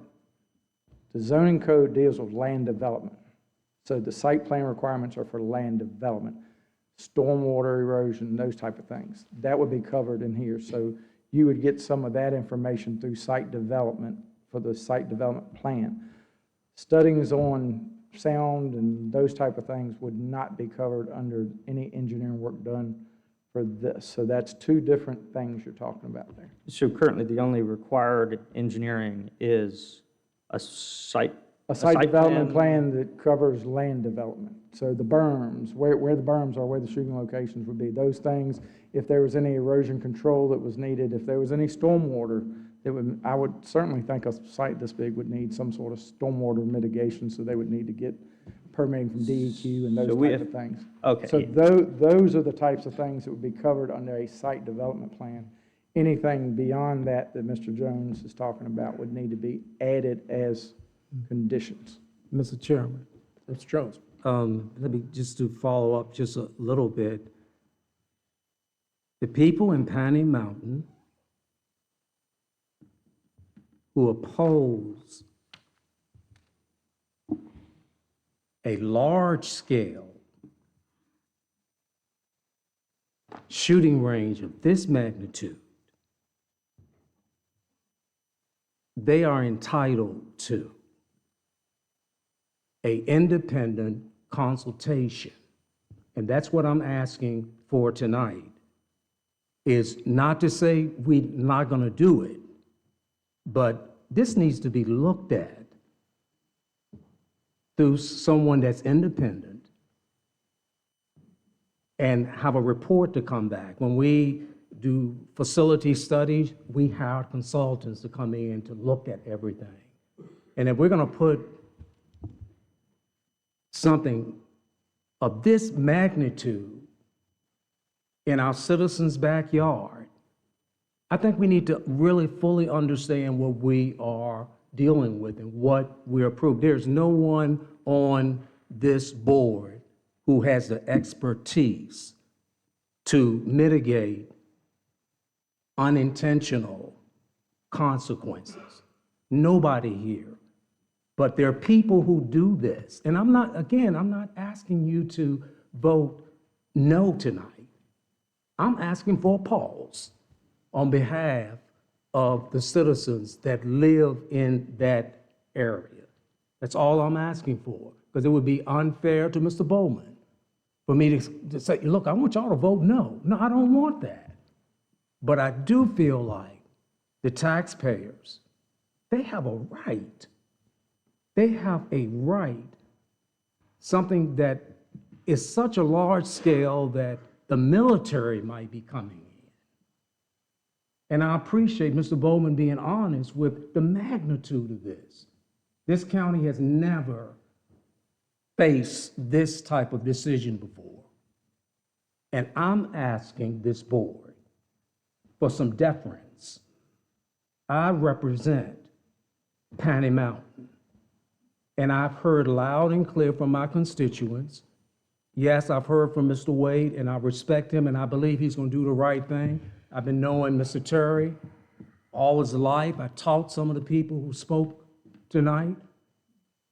But that's not the way we operate the county. Not in this day and time. We cannot afford just to shake hands and say, you know, it's going to all be all right. We have a responsibility. The citizens that are here tonight, outstanding citizens, and actually it's 42 on this petition, all of them are not here tonight. So I'm asking this board to yellow light it. Proceed with caution.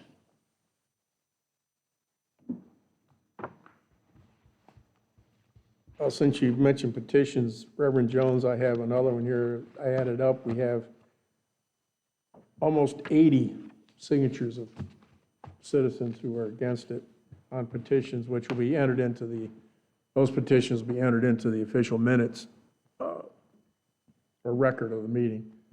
Well, Mr. Reverend Jones, I would say that we have, I definitely say we're not going to make a motion to approve or deny, but if you'd like to make a motion regarding having an independent study done,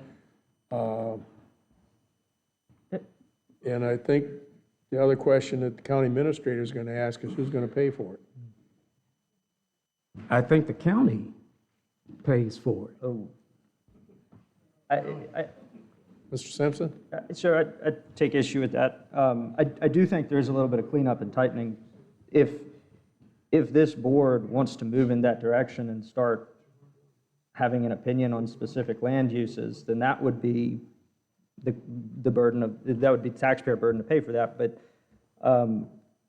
the people of this county have consistently voted to keep our zoning code, with the exception of residential and very, very limited industrial zoning in this county.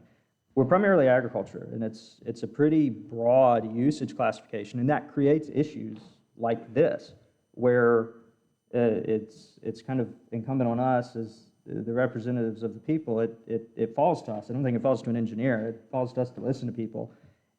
What falls to an actual external engineer would be technical specifics, not a yes or no. And then we can take that information and make the decision that we feel is best for the community.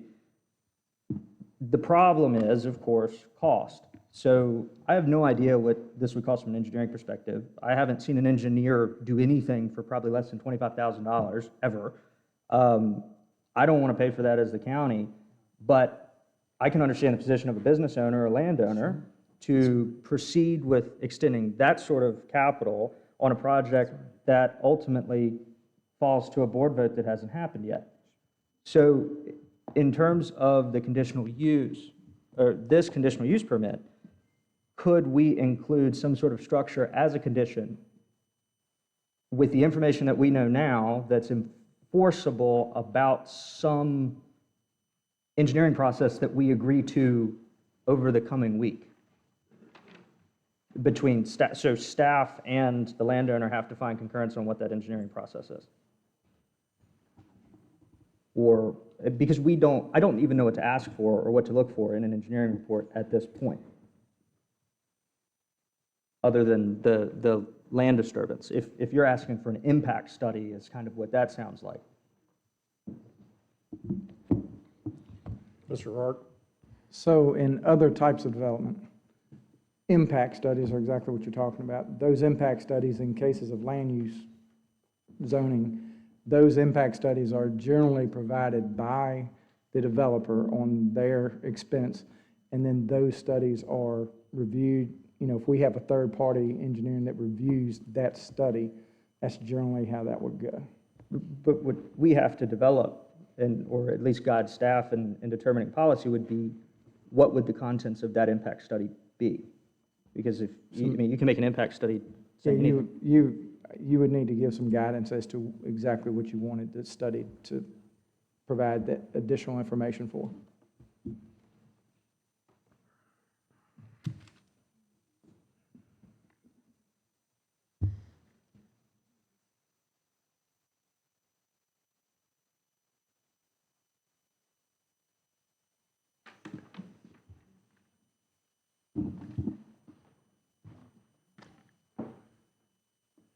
Well, the board may want to make a motion to table this until February, when we can have the, Mr. O'Rourke and others gather what this would require and exactly what we're looking for. Or to answer your questions, Reverend Jones. Yes, Mr. Chairman. Mr. Hips. Mark? Yes, sir. Would you have any suggestions on the wording of a condition in this that would satisfy the question that we have here? Off the top of my head, I would say no. I would have to really contemplate what that is. But what the board can do right now is table the matter and bring it back at the next meeting. You've already had the public hearing, so you don't have to hold another public hearing. But we can come back in a month and provide you with some recommended language and/or recommended path forward on getting that type of an impact analysis done, what that cost might be, and then some suggestions on maybe how that is paid for. Yeah. But at least it gives staff and myself an opportunity to really contemplate it and make sure that it's done correctly. Yes. Mr. Chairman, I'd Reverend like Jones. to make a motion that this be tabled until February, the next meeting. Mr. Jones has made a motion to table this until February to give staff a time to research the questions and rewrite the resolution to satisfy conditions. Could Ms. Simpson? we be specific in what we're asking staff to research? Are we asking for them to research a model impact study and the requirements, or is impact study can be very, very broad and burdensome on the developer? Well, Mr. Simpson, after listening, I guess what I was looking at is for the county attorney said he could come up with something that put conditions into the resolution that would cover what we've been talking about. Is that right? That's one option, and/or a process by which you guys will get a third-party evaluation of this. What would they evaluate? Well, We have to clearly define what they're going to evaluate. right. Mr. Wiskill, do you have a question? But as I understand what was talked about, the companies that were referenced would be a starting off point for us. We would call them up, get some better information from them as to where, what do they do? How do they do it? What kind of information they provide in a report, and then we can expand that out to other similarly situated professionals, and then come back to you with, okay, we've talked to 5, 10, 15 different professional organizations that do this. Generally speaking, this is the kind of information they would provide you in a report and a range of costs from A to B. And then we could make further decisions at that point. It just wouldn't be, I'm not suggesting to you that I'm going to come back or staff's going to come back to you at the February meeting with a hard, fast this is how we think it should be done. We're going to provide you with options.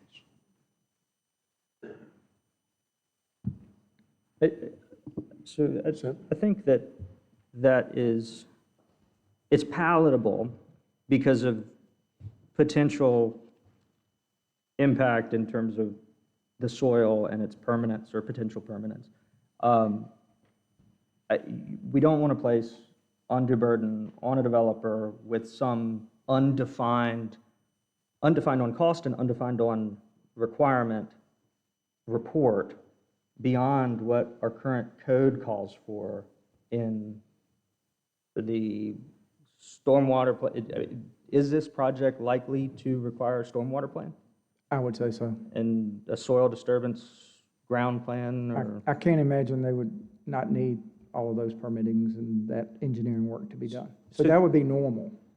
would the scope of the DEQ review only cover the movement of dirt to create the berms, or would it also cover the proposed use? So the erosion plan would cover the movement of the dirt. The stormwater plan would cover the movement of the water now and in the future. So, Mr. Jones, what impacts beyond the DEQ stormwater and land disturbance plans? Yes. What impacts are you looking for? Mr. Chairman? Yes. Noise mitigation, noise pollution, huge. The impact on the environment, animals. What impact if people have post-traumatic stress? What do we have people in that area with that? I just want to know the impact that it's going to have on the people who are in that 1 mile, 1 mile. 5 mile radius. I received a letter from the National Park Service. They're very concerned about people who come to the national park. I mean, I've got the letter. I don't know, but it's just too many open questions that I'm uncomfortable with. And again, I don't know how you mitigate noise pollution. I just don't know. I'm uncomfortable with Mr. Chairman, would be all right for him to answer the question for me. So my question would be, we have a noise ordinance in Appomattox County that's to protect the individuals in Appomattox County, and that was agreed upon that those levels would be what we would be concerned with. So my question would be, and I'm completely open to answers, this is not a rhetorical question, what would we find from a study that is not already in the noise ordinance? We're agreeing to comply with the noise ordinance. So unless we're planning on changing the noise ordinance of Appomattox County, what would we see a difference there? Mr. Chairman? Reverend Jones? Yeah, so my question would be, what is this going to sound like? Okay, just to make it simple. You know, I see where, you know, I hope that it would be nice if you all could actually have the shooting event in March. I want to know, what does it sound like? Would it be possible to have a special event permit issued for that event? Mr.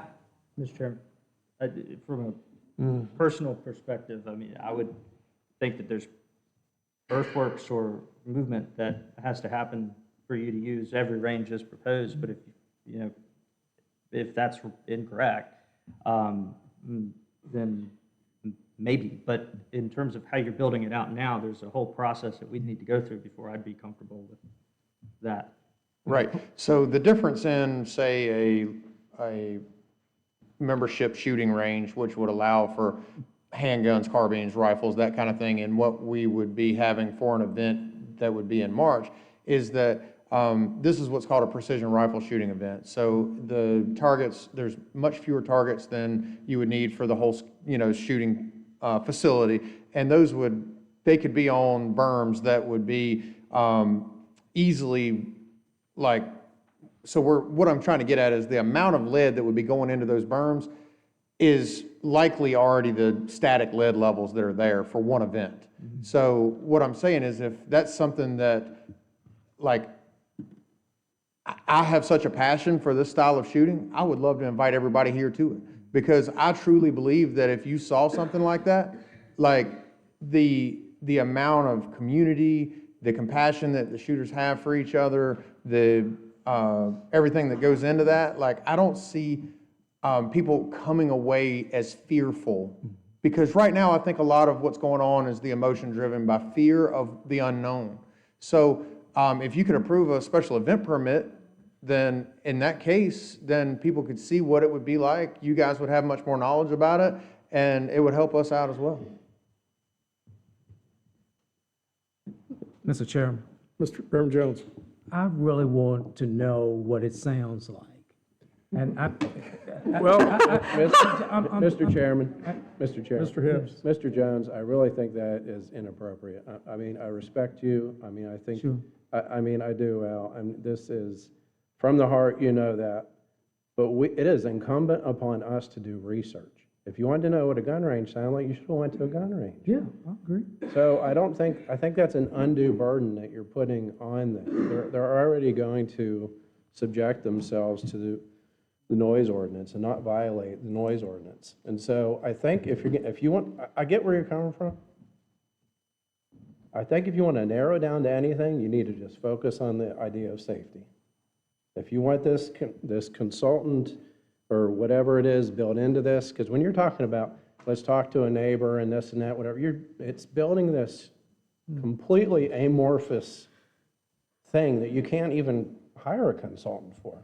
So I really think, my suggestion respectfully, is that if you're going to build a contingency, if this was me, my motion would be to build a contingency into this. And if we need another month to figure out what that is, that we could approve this special use, conditional use permit with the contingency that there is some sort of outside or independent evaluation that satisfies your, criteria on safety. Yes. Then we could move forward. That's where I'm coming from. Mr. Hibbs, I respectfully feel that the people in that 1 mile to 5 mile radius, one of the key things on their mind is the noise. When it comes to the church services on Sunday morning, when it comes to funerals, that's an extra burden on churches, not only to deal with the loss of their loved one, but now the funeral home director has to find out if it's going to be shooting at that time, or we want to have a fellowship dinner, and it's going to be shooting. So the noise mitigation is huge for the faith community in that area. That's huge. So, and again, I have no expertise. I don't know how to do this. And that's why I'm saying we need to proceed with caution. That's all I'm saying. Mr. Chairman, Mr. Rusko. I live a lot less than a mile from the county law enforcement range. They're shooting there all the time, especially in October or November, whenever they're just pop, pop, pop, pop, pop, pop, pop, pop, pop. It's not as loud as a car driving past my house. Large scale? Whatever they shoot, I don't know. Because I actually, please forgive me for saying this way. Please forgive me. I'm not being a jerk. But people said, "Do you want this in your backyard?" I was actually, well, I got it in my backyard, and I do mean that for humor. But really, it's you do hear the pop, pop, pop, pop, but it's not as loud as a car going by. Well, if I may suggest it, perhaps the next time the sheriff's department has range practice, Mr. Jones could go have coffee with you at your house, and then he would give him a sure, firsthand. I've been trying to get him there anyway. Nothing would prevent us by code later on, because right now we don't have any commercial gun ranges operating in the county. Obviously, it's never come up before, but we could pass code governing operations of this, correct? Because this is just a land use decision, but if there were a business or health or safety or any other provision, we could do something with that? Well, here's a very interesting bit of information that I learned preparing for this public hearing, is that there really aren't any regulations specific to outdoor shooting ranges, both at the federal or state level, for whatever reason. Most of the regulations relate to indoor shooting ranges because of ventilation issues with, breathing the contaminants, those types of things. There's another bit of information that you need to be aware of, is that specifically under Section 15.2.917 of the Code of Virginia, we are prohibited from imposing any more stringent noise restrictions on a shooting range than on anybody else in the county. So the noise ordinance is what it is. So I don't want anybody to think that you can condition in this that somehow is going to limit the noise to a much more reduced rate than what the general public is currently exposed to under the noise ordinance, because it's specifically prohibited by the Code of Virginia. So that's just something to keep in mind, okay? So, may I ask a question, Mr. Chairman Chairman? Jones. So, the noise ordinance in Appomattox County will accommodate a large-scale gun range. I just want to make sure I understand. As it is currently written, it does not address repetitive firing of firearms. Thank you. So, that code section that I'm referencing says that they can only be held to the standard of the noise ordinance as it was in effect at the time that they opened the shooting range. Right? So maybe going forward, we can change the noise ordinance relative to rapid fire shooting and continuous shooting and those types of things. And that would be, countywide. It wouldn't just be to a shooting range. I don't think that's going to go over very well. But having said that, that's something to consider. But for purposes of this application, I don't want anybody sitting up here thinking that you can impose a more stringent noise regulation on them other than what's already on the books. And what's on the books? Not much. Not, okay,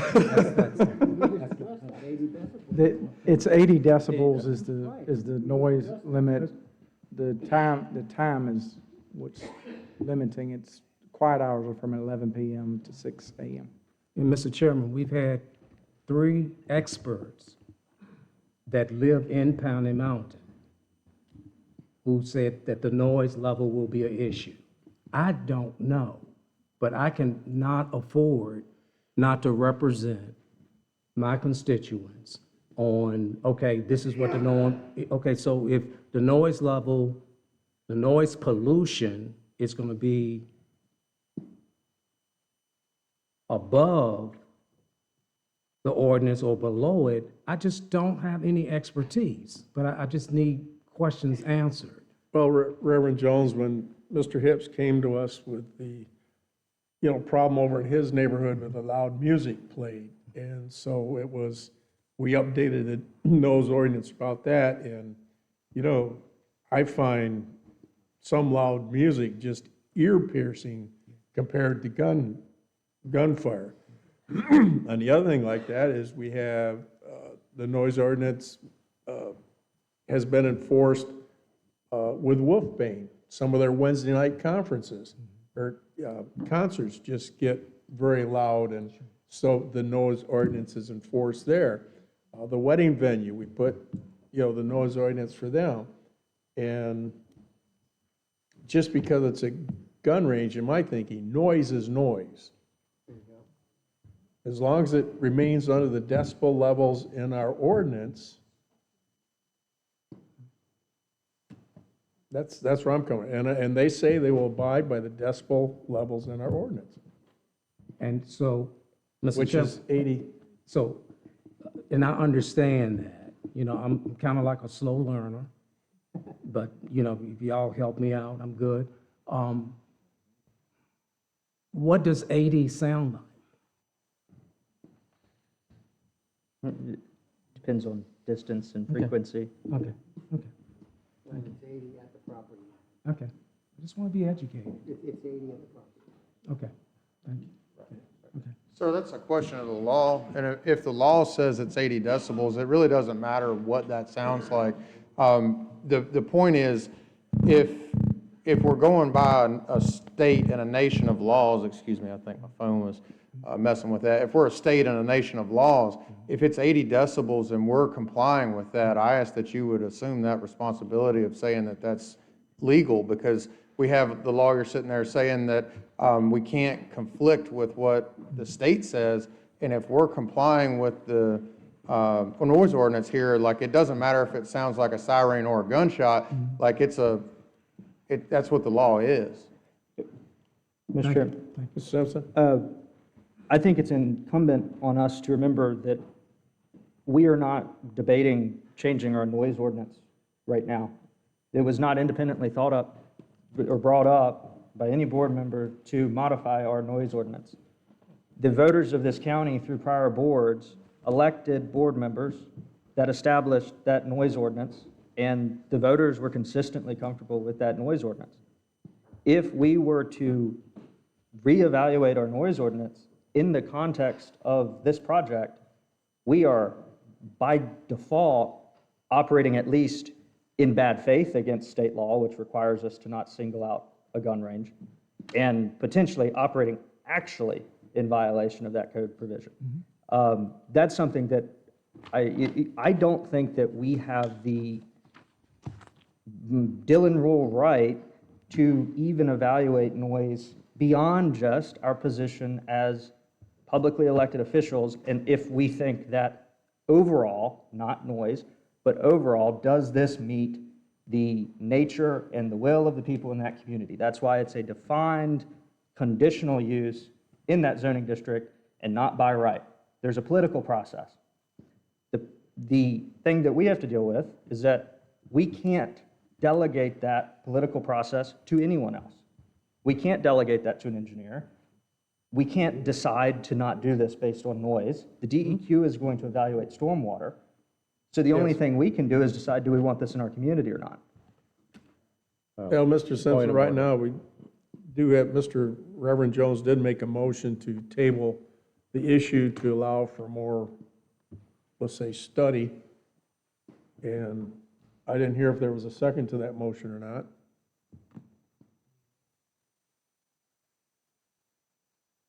Is there a second to the motion to table approval at this point? Is there a second to that motion?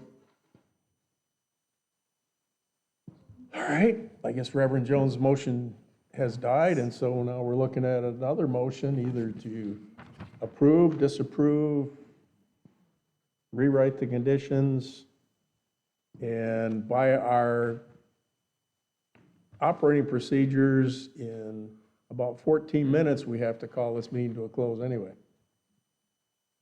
Or we can vote to continue. Yeah, vote to continue.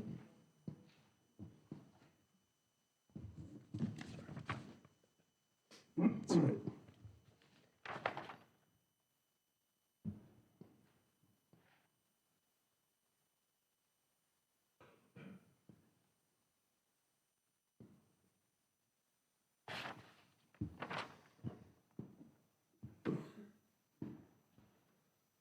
Well, while you're pondering this, can I get a motion to adjourn for 6 minutes? So, how about 10. the Mr. Carter motion? So move. Reverend Jones has moved that we postpone for, dismiss for 6 minutes. Is there a second? Second. All in favor, say aye. Aye. All right, we'll be back in 6 minutes.